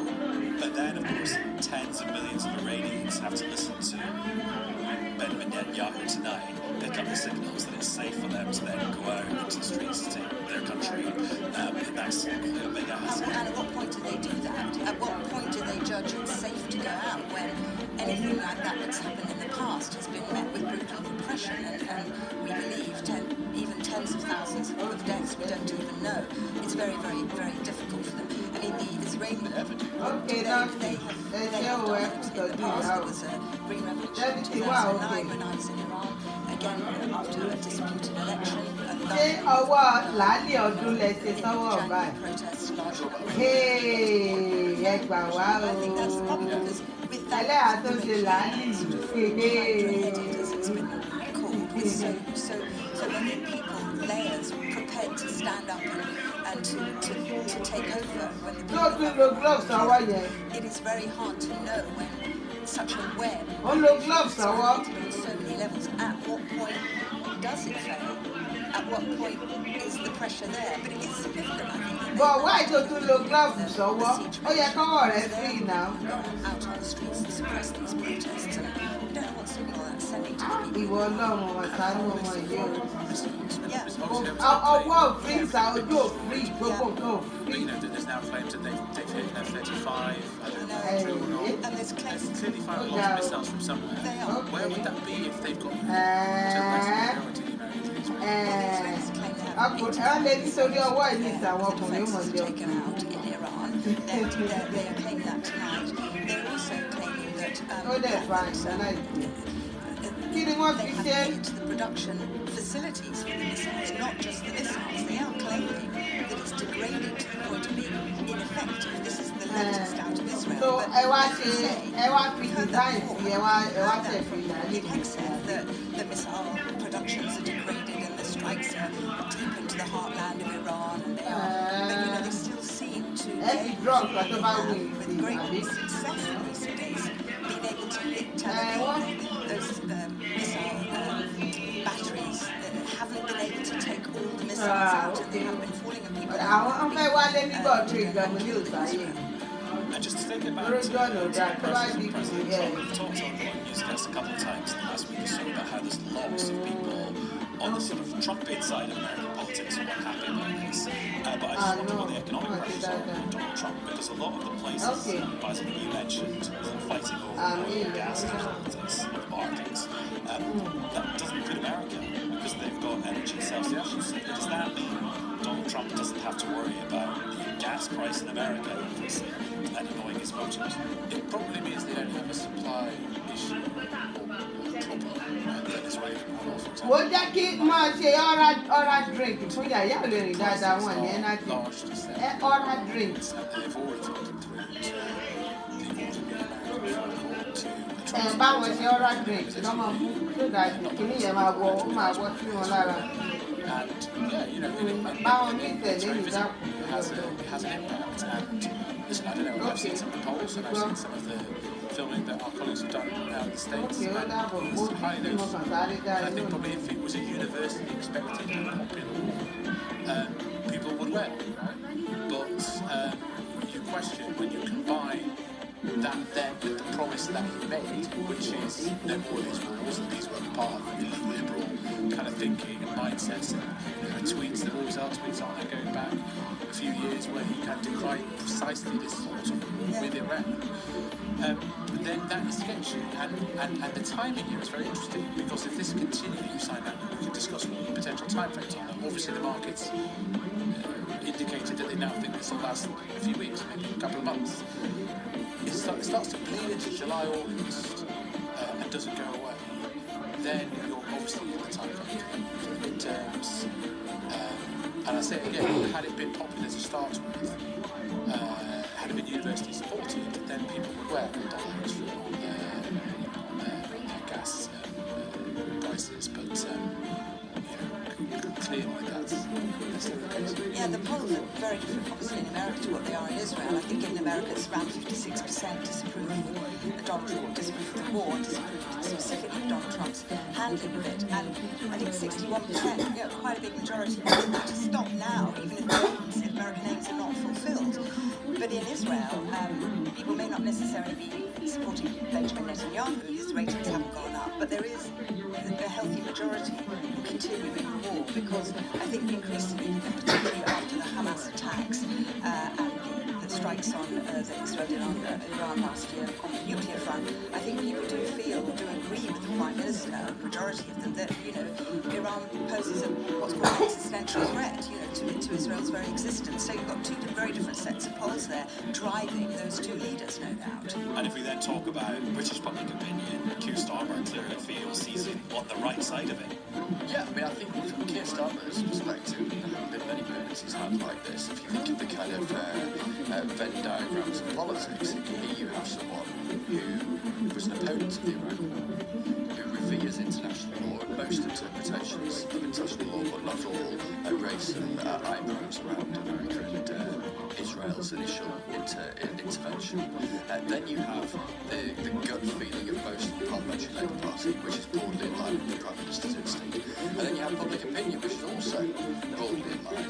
Now, there was some polling the other day by YouGov for Sky News that suggested that when you then ask how people interpret the Prime Minister's own decisions around the war, it is a bit more negative, which I think just reflects the negativity around Keir Starmer's polling, even though his decisions do line up, broadly speaking, with the thrust of British public opinion. But then overlapping with Faisal's observations about the economic elements of this conflict and the consequence it has, and therefore the decisions that politicians then take. I think it's fascinating. You see the Prime Minister saying at the beginning of this week, acknowledging publicly the central truth, which he doesn't know how long it's going to go on for, and therefore what the consequences are.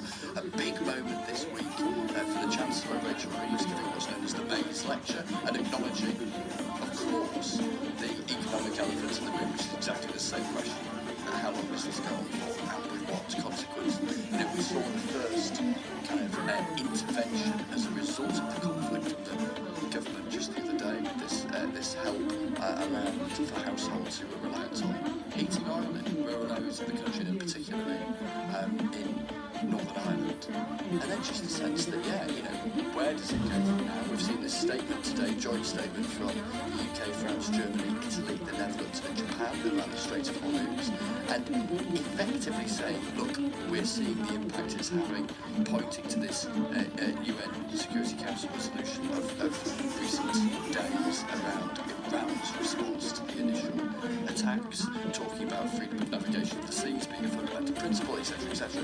Not yet saying what might quite happen, but no, but finding international legal avenues to get involved to protect shipping in the Strait. Precisely that, and then be willing to say that publicly. Now, what does that actually add up to, etc., etc., within the framework of a bunch of countries that want to remain within the arguments that they've been making in recent weeks. But I think an acknowledgement out loud and in public of where this potentially does go, and therefore in an economic context, where that means they feel they have to potentially move towards. But does that go to like the UK and other allies joining in, but without joining in? Well, I mean, that is the big question, who knows? But I think that, you know, when you read between the lines of this statement, they are beginning to make a public argument, about what they might be willing to do if things remain sticky around moving stuff through the straits in the time ahead. But then you have a look at the ship tracking. So, you know, sometimes we look at the prices of stuff, we look at the markets, and sometimes we look at the trajectory of the ship through the straits. And the thing that's been noticed is that the few tankers they're going through are basically being diverted very close to the Iranian islands, kind of into Iranian waters now. So no one's entirely clear what's going on. Has the rest of the strait been mined? Is there's talk of like some sort of toll booth on one of the Iranian islands? You have to pay. You know, so right, Iran has been letting some ships through. Quietly last week, the Indians got a couple of tankers through. After a phone call from Modi. And, you know, we were told there was diplomatic outreach between India and Iran, and lo and behold, but those ships, as far as I know, turned off effectively their transponders, their tracking devices, while they made that transition. It's actually called the Bab al-Mandab, the really narrow bit in the Strait of Hormuz. When they went through there, they went dark, and then suddenly they popped up, heading towards India. In other words, the potentially safe bit we're not aware of because the track was turned. There's just, but then maybe it's not. Well, the flip side of this is it's all well and good to say you're going to send your navy in there, but the Americans did not feel safe enough to send naval boats anywhere near there. Whose navy's going to turn up when the safe bit is 10 miles? I mean, the geography here really matters. Just look at the map. It's not just one spot, it's an entire southern coast of around there. I think, one of the things that has changed, which is perhaps unexpected, is the impact of all of this on interest rates in America and in the UK. I saw the Governor of Bank of England today. They held interest rates as we were talking about. It's extraordinary just to step back and think how much has changed just in 2 or 3 weeks. You know. Well, also it's extraordinary to think how much has just changed in 24 hours because the Bank of England had their meeting about holding interest rates the day before the various things we were talking about, and then the price shot up. But if we do go back to the day before, I think we were in this room, weren't we, a couple of days before it started? The expectation was that interest rates would be cut. They were held, and there was a sort of idea that they might end up going up. We assumed inflation would be going down to 2%. The government told me today 3.5% is where it's heading now. It's not going to get past the target. All sorts of other assumptions. If you're Rachel Reeves and the Prime Minister, you're looking at some of the data, which is not brilliant, but it was starting to turn the corner, and government ministers were just starting to try and reflect that text. Well, and now the country's reversing back around the corner. Depending on It's been withdrawn, it's had a huge knock-on. The mortgage deals, exactly. They've all been axed, this domino effect from the missiles going into South Pals, this astonishing story of it being the same fields, right, which, they sort of got 2 straws at either end, trying to get the gas out and sell it around the world. But the missile goes into South Pals, and it then filters through via the Bank of England, via expectations of interest rates, into mortgage rates for fixed mortgages going up, expectations of rate rises. I should not downplay the impact upon the effective borrowing rate for a government. Like this time last year, had it happened, we'd be talking about the need for tax rises because the interest costs would have gone up. We're talking a significant rise, really, in the past 7 or 8 days. And that has happened around the world too, but there are question marks about how that impacts on the UK specifically. So you're suddenly in quite a different moment, depending on how long it lasts. But Chris, when you see ministers and advisors, can you tell that their dreams of economic recovery and a more stable political climate as a result evaporating? Well, so I was talking to a very senior minister just the other day, and just riffing on this exact point, where, granted, a few weeks back, pre the war, they were conscious they needed to temper their public language because no politician wants to be overdoing a sense of economic improvement when a voter might say, "Well, come off it, you're going too soon." But it is reasonable to say there were some, not all, but some indicators that were looking more positive, and ministers were noticing that. My goodness, of course they were, because things have been difficult for for ages. And you were beginning to hear it in the language of people like the Prime Minister. The Prime Minister was sounding tentatively a bit more optimistic. And this minister I was speaking to the other day, I mean, it wasn't suddenly that they were utterly doom-lighted, but it was the main point was just that sense, to come back to the point Faisal was making, we sort of can't emphasise enough, because it reaches those at the uppermost echelons of whether it's the Bank of England or a government, of just not knowing.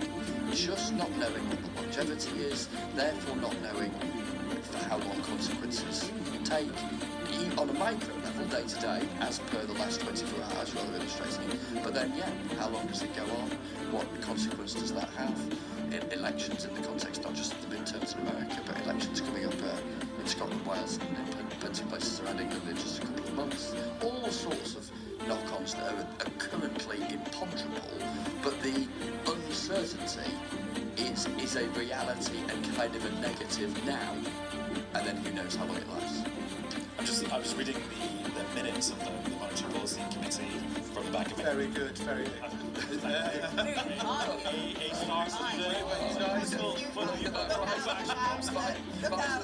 Faisal's putting up the share price of Fleming. That's just my humble brag.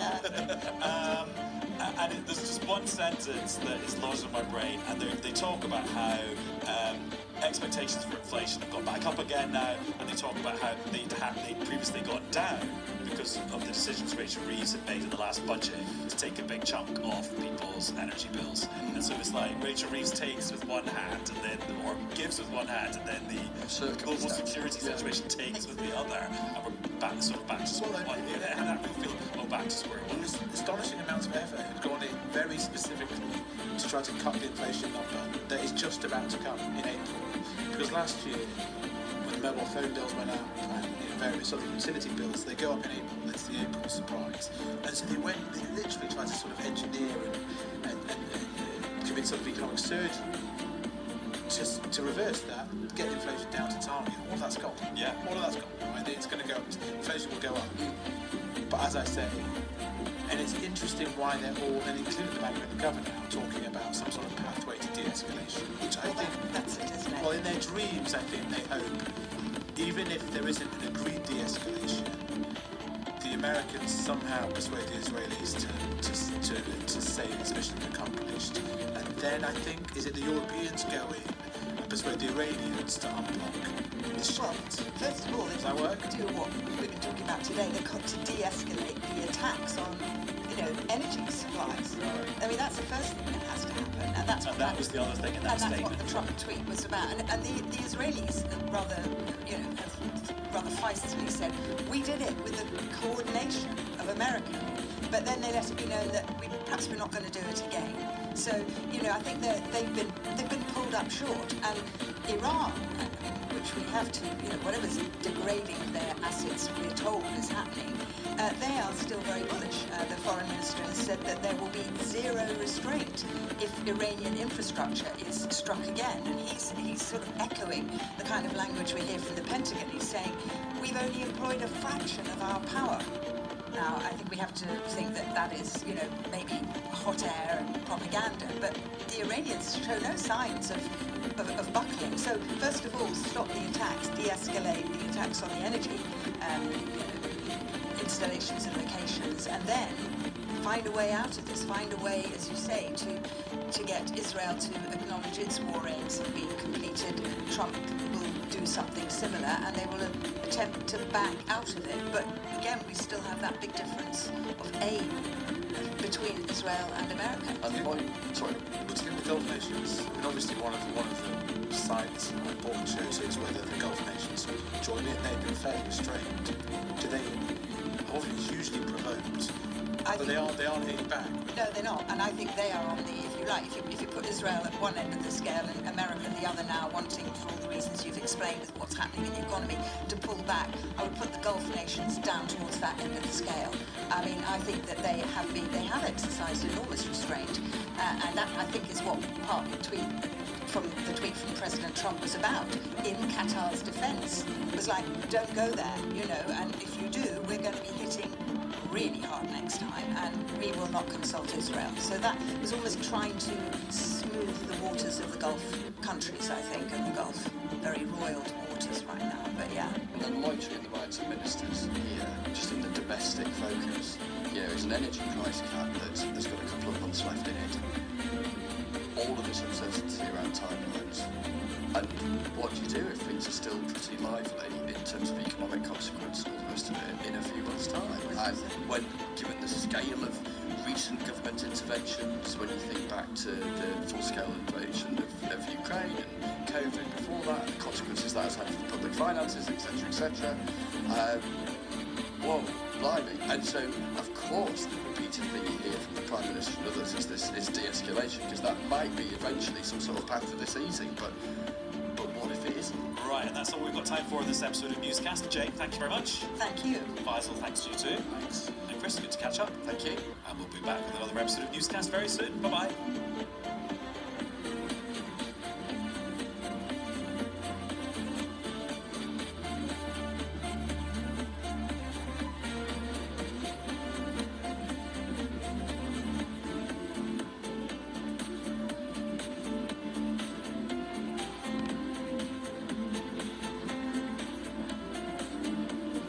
Cheddar Rancher is here, stacked with grilled chicken breast, crispy bacon, and buttermilk ranch, only at Firehouse Subs.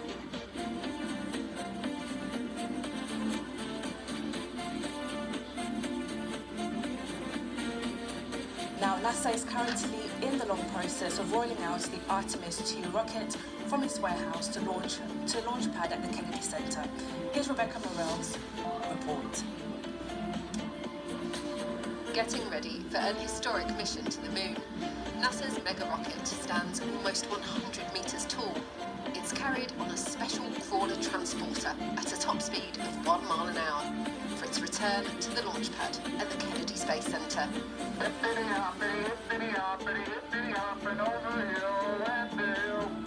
The last time astronauts visited the lunar surface was in 1972 for the Apollo 17 mission. When the crew left, no one imagined it would take more than half a century for humans to go back. For the Artemis II mission, the crew won't be landing. Instead, over the course of 10 days, the astronauts will fly around the far side of the moon and break the record for the furthest distance any humans have travelled from Earth. The crew have spent nearly 3 years preparing for their voyage. They are NASA's mission commander, Reed Wiseman, Canadian astronaut Jeremy Hansen, and American astronauts Victor Glover and Christina Cook. Before they head for the moon, their journey starts in orbit around the Earth. We're going to be going into an orbit almost right away that is 40,000 miles, like a fifth of the way to the moon just in and of itself. We will have the Earth out the window as a single ball, something none of us have seen. And then we're going to travel 250,000 miles away. We're going to do a lot of science and operations along the way that will inform even going deeper. The US isn't the only country focused on the moon. China plans to land people there by 2030. NASA is under pressure to get there first and is planning to eventually build a lunar base. Technical problems have delayed the Artemis launch plans, but engineers are confident the rocket is now ready to go. NASA says they're on course for a launch in early April to begin their journey to the moon. Rebecca Morell, BBC News. Not Grand Theft Auto. This is real people's real lives. And yet you get the sense from what's coming from the White House as if this is some big game. Should President Trump accept that attacking Iran was a mistake? So many of you want to talk about what is going on between Iran, Israel and the US and how much we're going to get dragged into it. There are issues about energy supply. We're going to come to those later, so we'll park that for a moment if you will. But should President Trump accept that attacking Iran was a mistake? Was it a mistake? Well, evidently we think so because we chose not to join in. And this Prime Minister is one of a very small number of British Prime Ministers in our history who has chosen not to follow the United States on a big call like this. This was a war of choice. There was a peace process underway. So while I have absolutely no doubt about the nature of the Iranian regime, the threat that they pose, the actions of their proxies, there was a process underway that we believe time.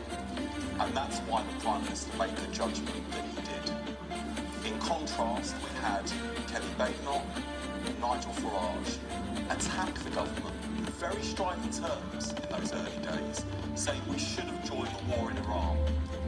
Only barely a week later say, actually, no, we shouldn't. That's not what she said. Now, I accept that they have every right to change their mind.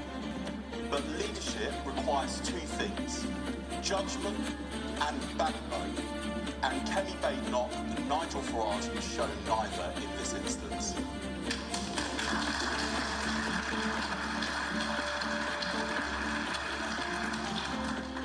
The party leader who changed their mind was the Prime Minister, was Keir Starmer. He was the person who originally said, when President Trump said, could the US use British air bases, he said no. And then he changed his mind and said, oh yes, after all, he's the one who's been flip-flopping, who is weak. And I'm concerned about that. I'm concerned about it for my constituents and for the country, because we live in a dangerous world at a time when we need a strong leader. And at the moment, we have a weak and indecisive leader. So what about Kenny Badenoch's comments? RAF jets need to do more than shoot down missiles and drones. They need to stop the missile sites. You need to go to the source. She also said, we're in this war whether you like it or not. What's the Prime Minister waiting for? So the point that Kenny was making there is that we have bases in the Middle East and we have troops there who are being fired at by Iran. But when she said you need to go to the source was Iran. So she was suggesting, I assume, that RAF jets need to do more than shoot down missiles. They need to go to the source, i.e. Iran. So the point there is Iran is attacking our people. No, I get that. So was she not saying that we need to therefore attack Iran so by when saying we're you need to being go attacked, to the source? she was saying it's not just about intercepting those drones or those missiles, it's also about trying to stop them being fired. So yes, we should be stopping those missiles being fired at us. So we should have joined in to stop the missiles being fired. So she was clear that that Keir Starmer should have said to the US, they're our allies, that we have assets and Iran is an enemy and they should use those. But we would not. She would not have been for a proactive, preemptive attack. Hang on. No, wait a minute, Helen. Let's be completely clear about this. Are you confused? Yeah. She said think of the hokey-cokey and it all makes sense. She said, you cannot I want to understand. This is not true.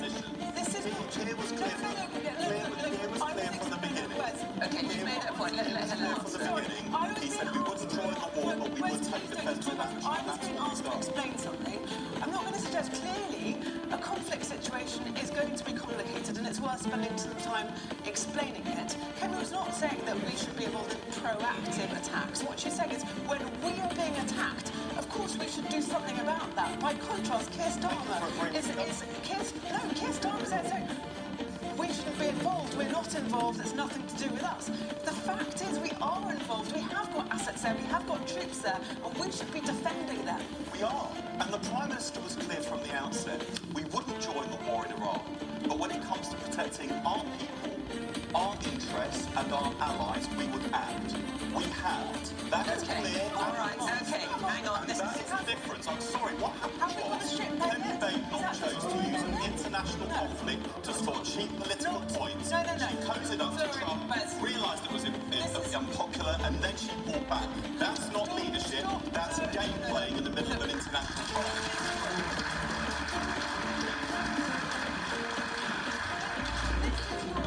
Headlines that you're trotting out, but the fact is, have we got a battleship, a naval ship, a destroyer in the Middle East yet there, defending our bases, defending our people out there? No, it's only just left the country. All right, let me bring other people on the panel. James. I'm amazed that Keir Starmer is being portrayed as some strong, decisive leader. He knew that this war was going to happen several days at the very least before it did. On day one, Nigel Farage said, of course, if called upon, we would allow British bases to be used by American aircraft for refueling. This is not joining the war. This is exactly the position. He said, in fairness, he said a little bit more than that. So, on the 2nd of March, Nigel Farage said we should do all we can to support the operation. Richard Tice. To support. Richard Tice said, we, Reform UK, would be helping the Americans and the Israelis in any way they saw appropriate. It's a bit more than refueling. We were clear on day one. Nigel was clear on day one. What about it day was 2, 3 and 4? It was disgrace. Well, on day 2, 3, 4, Keir Starmer came round to our position because he was not clear at the beginning. That he would permit bases. That was not your position. So when you've got Richard Tice... Starmer followed... Okay, just so I'm clear, because we want to get this clear, don't we?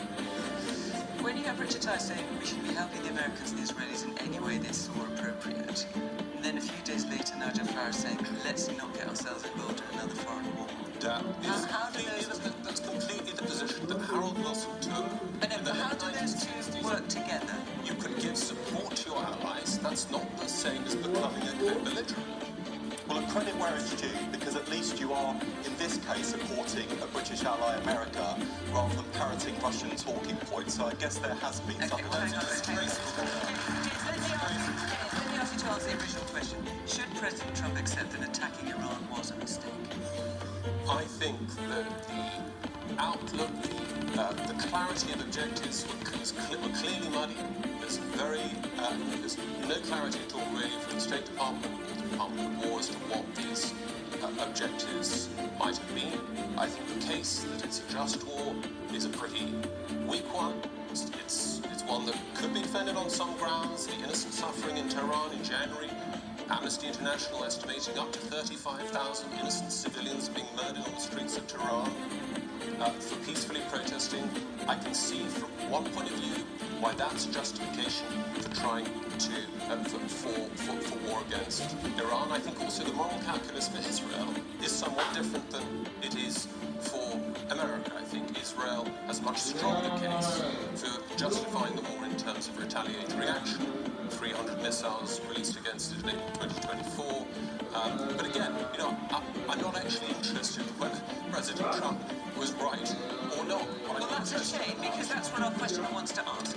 So, should President Trump accept that attacking Iran was a mistake? Do you agree or not? I think that the objectives were muddy, and if a war is to be just, there needs to be clarity in the objectives. There's also got to be clarity in the justification. And I think there is a case to be made that the war has prevented innocent suffering, or at least has attempted to challenge a regime that is notorious for its brutality, not only to its own citizens, but to our citizens as well. MI5 alone has uncovered 20 plots since 2022, organised by the Iranian regime to kill or kidnap British nationals or other nationals on British soil, here on the streets of London, all across Britain. So just to be clear, on balance, you think it's the right decision? I think there's quite a plausible justification for it. I think the execution has been cat-handed. Okay, man here in the front. Yeah, I think it's clear he's got it badly wrong. I think he thought it was going to be a Venezuelan situation where he could just take the leader out, put his own proxy in, and kind of manoeuvre Iran from there. It's completely naive. He's totally misunderstood the Middle Eastern situation.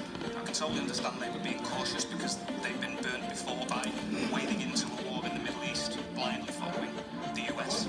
And he's also misunderstood NATO because he just thinks, well, America goes in, fights in the Middle East, and the NATO allies must follow. But it's a defensive alliance, so he's got so many things badly wrong. It's quite startling, really. In the black top. Yes, the thing is now, Trump, everyone has, well, put it this way, they know that he just basically has a way of wanting people to follow him. Now, yes, we will follow him, but only if he's correct. Now, he tends to have this idea that, okay, I'm going to say this and everyone's going to agree with me. But in a way, I would say Keir Starmer is not necessarily, I'm not a fan of him, but he has a way of saying, well, he might stand as checks and balances. Keir Starmer wants to look back and say, well, hang on a minute, what if he's wrong? So Keir Starmer isn't being a wimp, if you will. He's actually taking the time to consider what is and what should be. Because Trump isn't always right. And we have to agree with this. Sorry, but we have to agree. He's not always right. He tends to do things in a very, very gung-ho. Okay, it's a Wild West, that's the history, but he tends to be quite gung-ho where he shouldn't be. Okay, for Iran, Iran they should be allowed to elect a proper leader. Not so much Muslims, that person, Ayatollah, not so much from Ayatollah, but someone else who can lead properly. Everyone else should just stand back. So that's what I think. Is this possible at all? Kelly. Reports used road tests, owner surveys, and safety ratings to name Subaru their 2025 most reliable and best overall automotive brand. And the Forester a top pick. Get 0.9% APR financing on select new Subaru Forester models during the Subaru A Lot to Love event. Vibe Organic. Benefit-stacked, action-packed wellness shots. Give it a shot.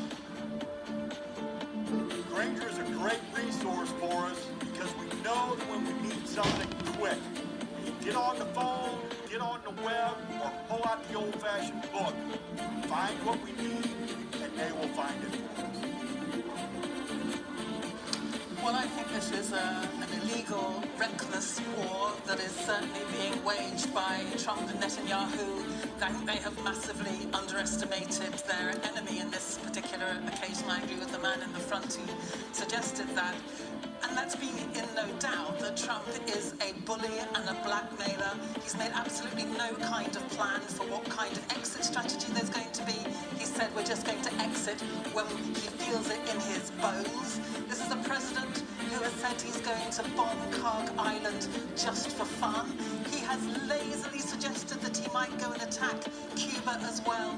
The kind of language that he and Pete Hegseth are using is so disgusting when they talk about, I've got the words here, watch what happens to these deranged scumbags today. What a great honour to kill them. I mean, you know, this is not Grand Theft Auto. This is real people's real lives. And yet you get the sense from what's coming from the White House that this is some big game. And all of us are suffering from it. First and foremost, the people in the Middle East who are dying at the hands of this war, but also, of course, all of us here who are feeling the effects from it too. And let us not forget, in terms of what James was saying, that maybe there's some kind of pretext for this war. Let's not forget that just 2 days before the war was launched, there were talks going on, and we've heard that Jonathan Powell, Keir Starmer's security advisor, was in some way part of them, and he had judged that those talks were going in the right direction, and that they were worth continuing, that there was a prize to be had. It was within reach, he said. And when it comes to the nuclear issue, then there was this agreement. Do you remember that JCPOA? I don't remember exactly what it stands for, but essentially it was that agreement that was around trying to control the nuclear materials that the enrichment program. The uranium, exactly. Don't enrich the nuclear materials. And that was working. I mean, it wasn't perfect, but it was keeping it all contained.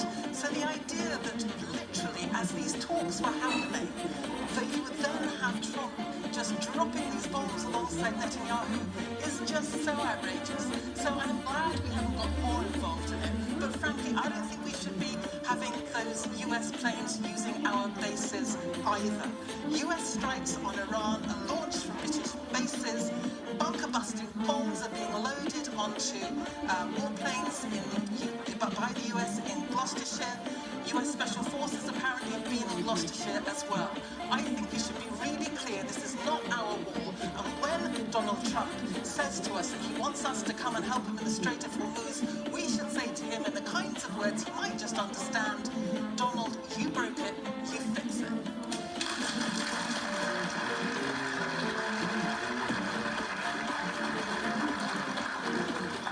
We've seen a complete lapse in memory from Reform and the Conservatives tonight when it comes to what their positions are and how these have arrived at, and indeed some pretty stale word salads from them as well. Let me be very clear.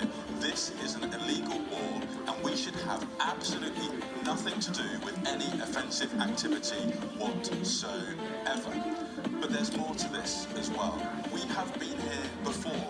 We have been dragged into forever wars in the Middle East by reckless US presidents. I'm glad this government has learned the lesson, but I'm disappointed that not everybody in our politics has. There is no plan for how this ends. And just look, remember those scenes in Afghanistan when Western forces withdrew and we saw the Taliban take that country back within minutes. that we cannot be in a situation where this happens again. And we've seen people in the Middle East pay the price, and we're seeing people in the UK too pay the price with bills going up and up and up.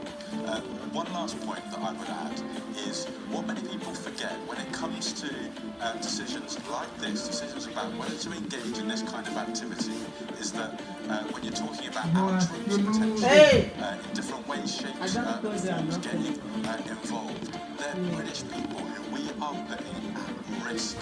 And what I thought was absolutely deplorable was to hear Kenny Baker just a few days ago And the back of the soup. RAF. She said that RAF pilots are just hanging around. And they like the pepper soup. You know, when you are eating, you don't have to worry yourself. I think you want to apologise on behalf of your party. And me, in my house, I don't cook soup like back home. That kind of fried pepper where you see me do. Yeah, that's what I do in my house. And those meat is the best to go in. The small one.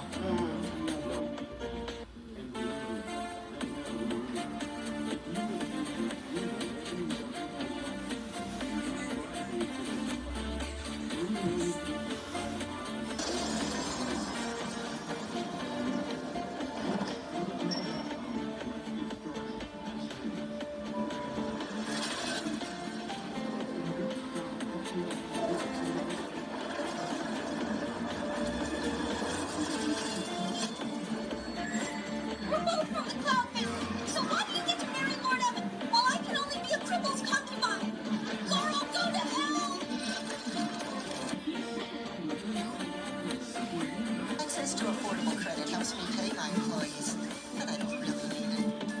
Inflation is killing me. Who cares? Big retailers are making record profits. That's why we...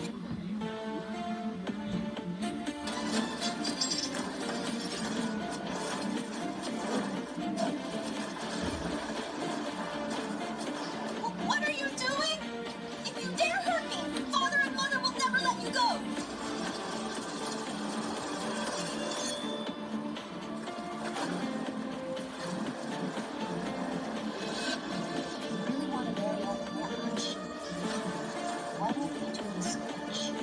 What did you say? What? Switch marriages? Evan is the heir of the Brooks family. Good-looking, filthy rich. Every girl in the capital city dreams of marrying him. You'd give up such a great husband just to marry Hanley, who can't even stand. Yes, but I have conditions. I knew it. This brat's...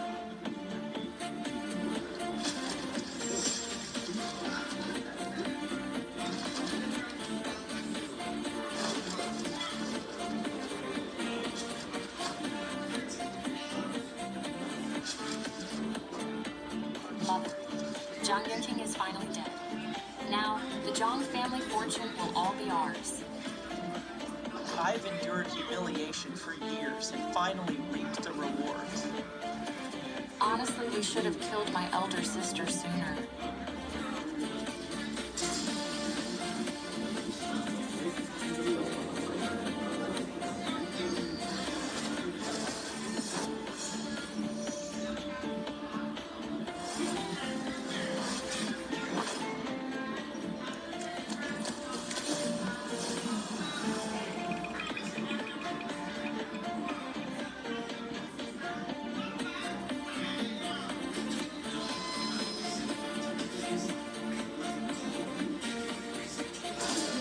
Have time traveled? Are you human or ghost?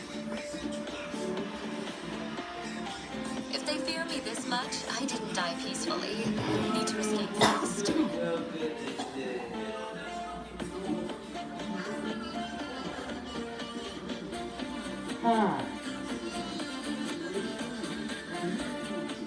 You killed me? No, it wasn't me. What a disastrous start. Time to bounce.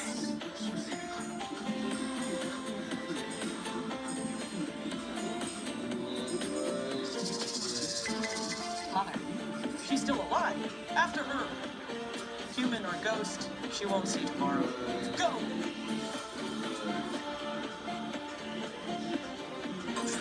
Housing, healthcare, electricity, auto insurance. Inflation is hurting families and lawsuit abuse makes things worse. Driving up auto insurance rates costing us more. Here's the scam. Criminal fraud rings stage accidents, file outrageous lawsuits, and collect jackpot settlements. Their fraud hits you right in the pocket. Tired of paying more for auto insurance? States have passed anti-fraud reform, saving families hundreds a year. Now Congress needs to act and make our lives more affordable.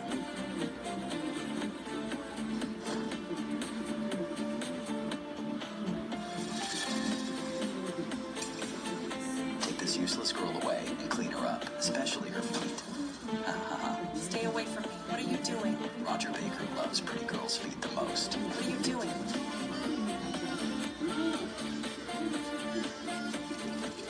Let go of me. Nora Reed, governor of Jamesboro, is here to take your virginity today. You better serve him well. Impossible. No, I won't. It's not up to you.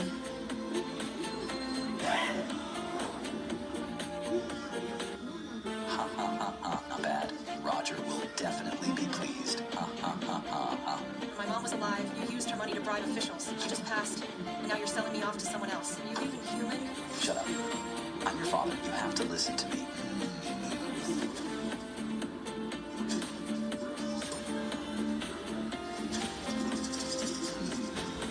Blame your mom for giving birth to a worthless daughter like you and cutting off my bloodline. If I don't sell you, how am I supposed to become a royal merchant? I'm warning you. You better serve Roger properly later. If you upset him, I'll sell you to a brothel to be a prostitute.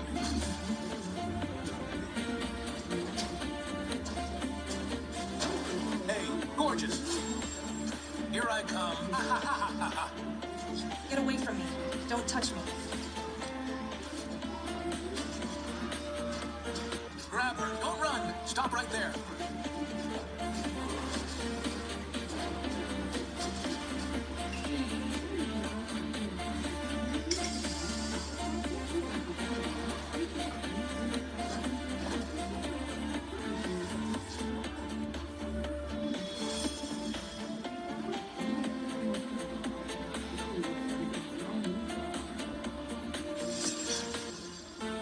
Tell me, did Prince Ray send you here? Sir, I saw her come into this room. She is right here. Caught her.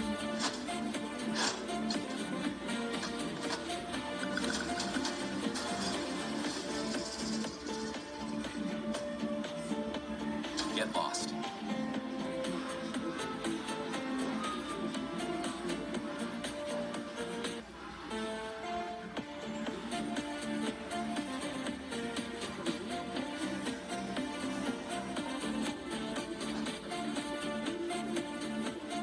You brought this on yourself. Don't blame me.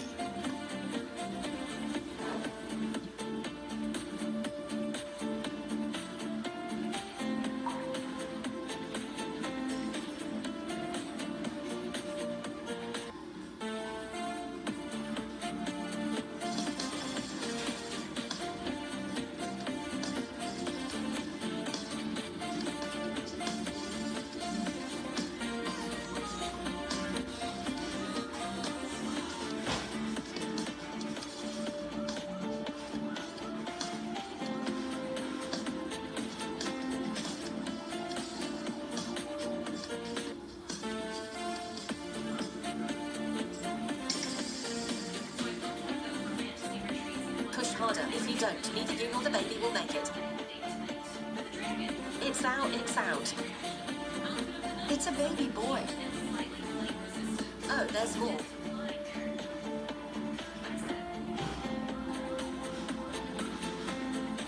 There's more.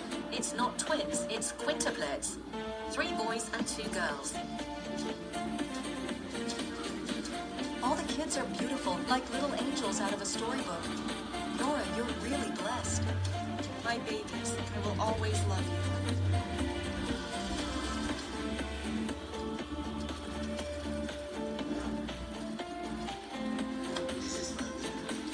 you. Long live your majesty.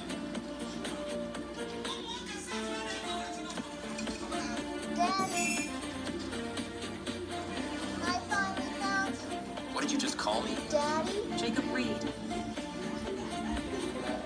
Jacob, why are you running around? You scared me half to death. Mom, I wasn't running around. I came here to find Dad. Look. Stop it. Don't talk nonsense. Please forgive him, sir. He's just a kid and doesn't know any better. I'm sorry he bothered you. Please forgive him. Mom, James Reed showed me Dad's portrait. He looks exactly like the picture. He is my dad. Enough quiet. It's you. What? His Majesty has an illegitimate son? Sir, what are you doing? I don't know you. Please let go of me.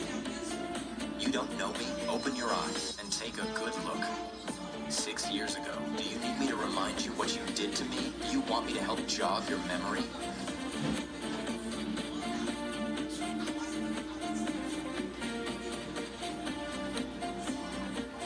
It's him. Sir, what are you saying? I don't understand. Please move aside or I'll call someone over. Dad? Don't call him Dad. You won't admit it? I already told you. I don't know you. Please, sir, have some mercy. Let my son and me go. Why were you so nervous just now? Could it be that he really is my son? Sir, please watch your words. Even if you want a child, you can't just take my kid. No matter who he is, I will never let him take my child away from me.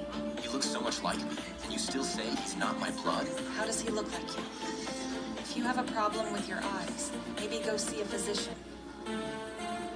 It looks like you won't believe it till you see proof. In that case, how about I send someone to get a physician and do a blood test for paternity? You... Sir, something's wrong. Sir, something's wrong. Adam is missing. You... Your Majesty, should I go after them? This whole country is under my rule. Let's see where you think you can run. Let's go. What do you want to eat later? I will cook for you at home. Let's go home. Are you blind or something? How dare you bump into our miss? Miss, I'm so sorry. I didn't mean to. Nora, it's actually you?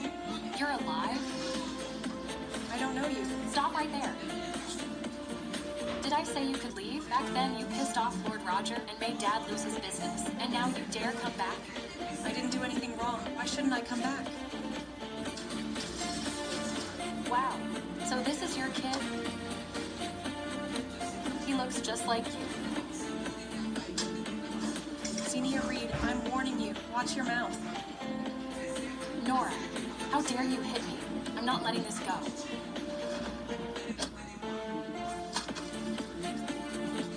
That's what you get for mouthing off. You really talk too much. Hey, someone help. A murder is here.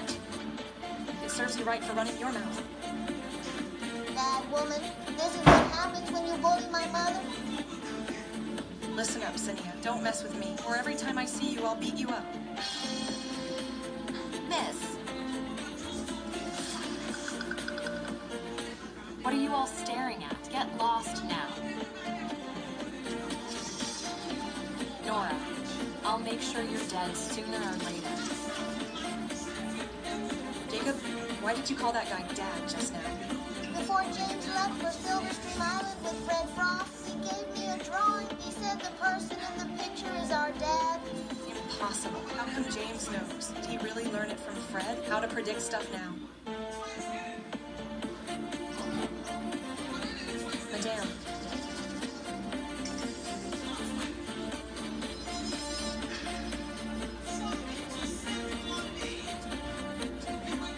Jacob, hurry up and get to school. I'll pick you up later. Got it, Mom. Go on, hurry up.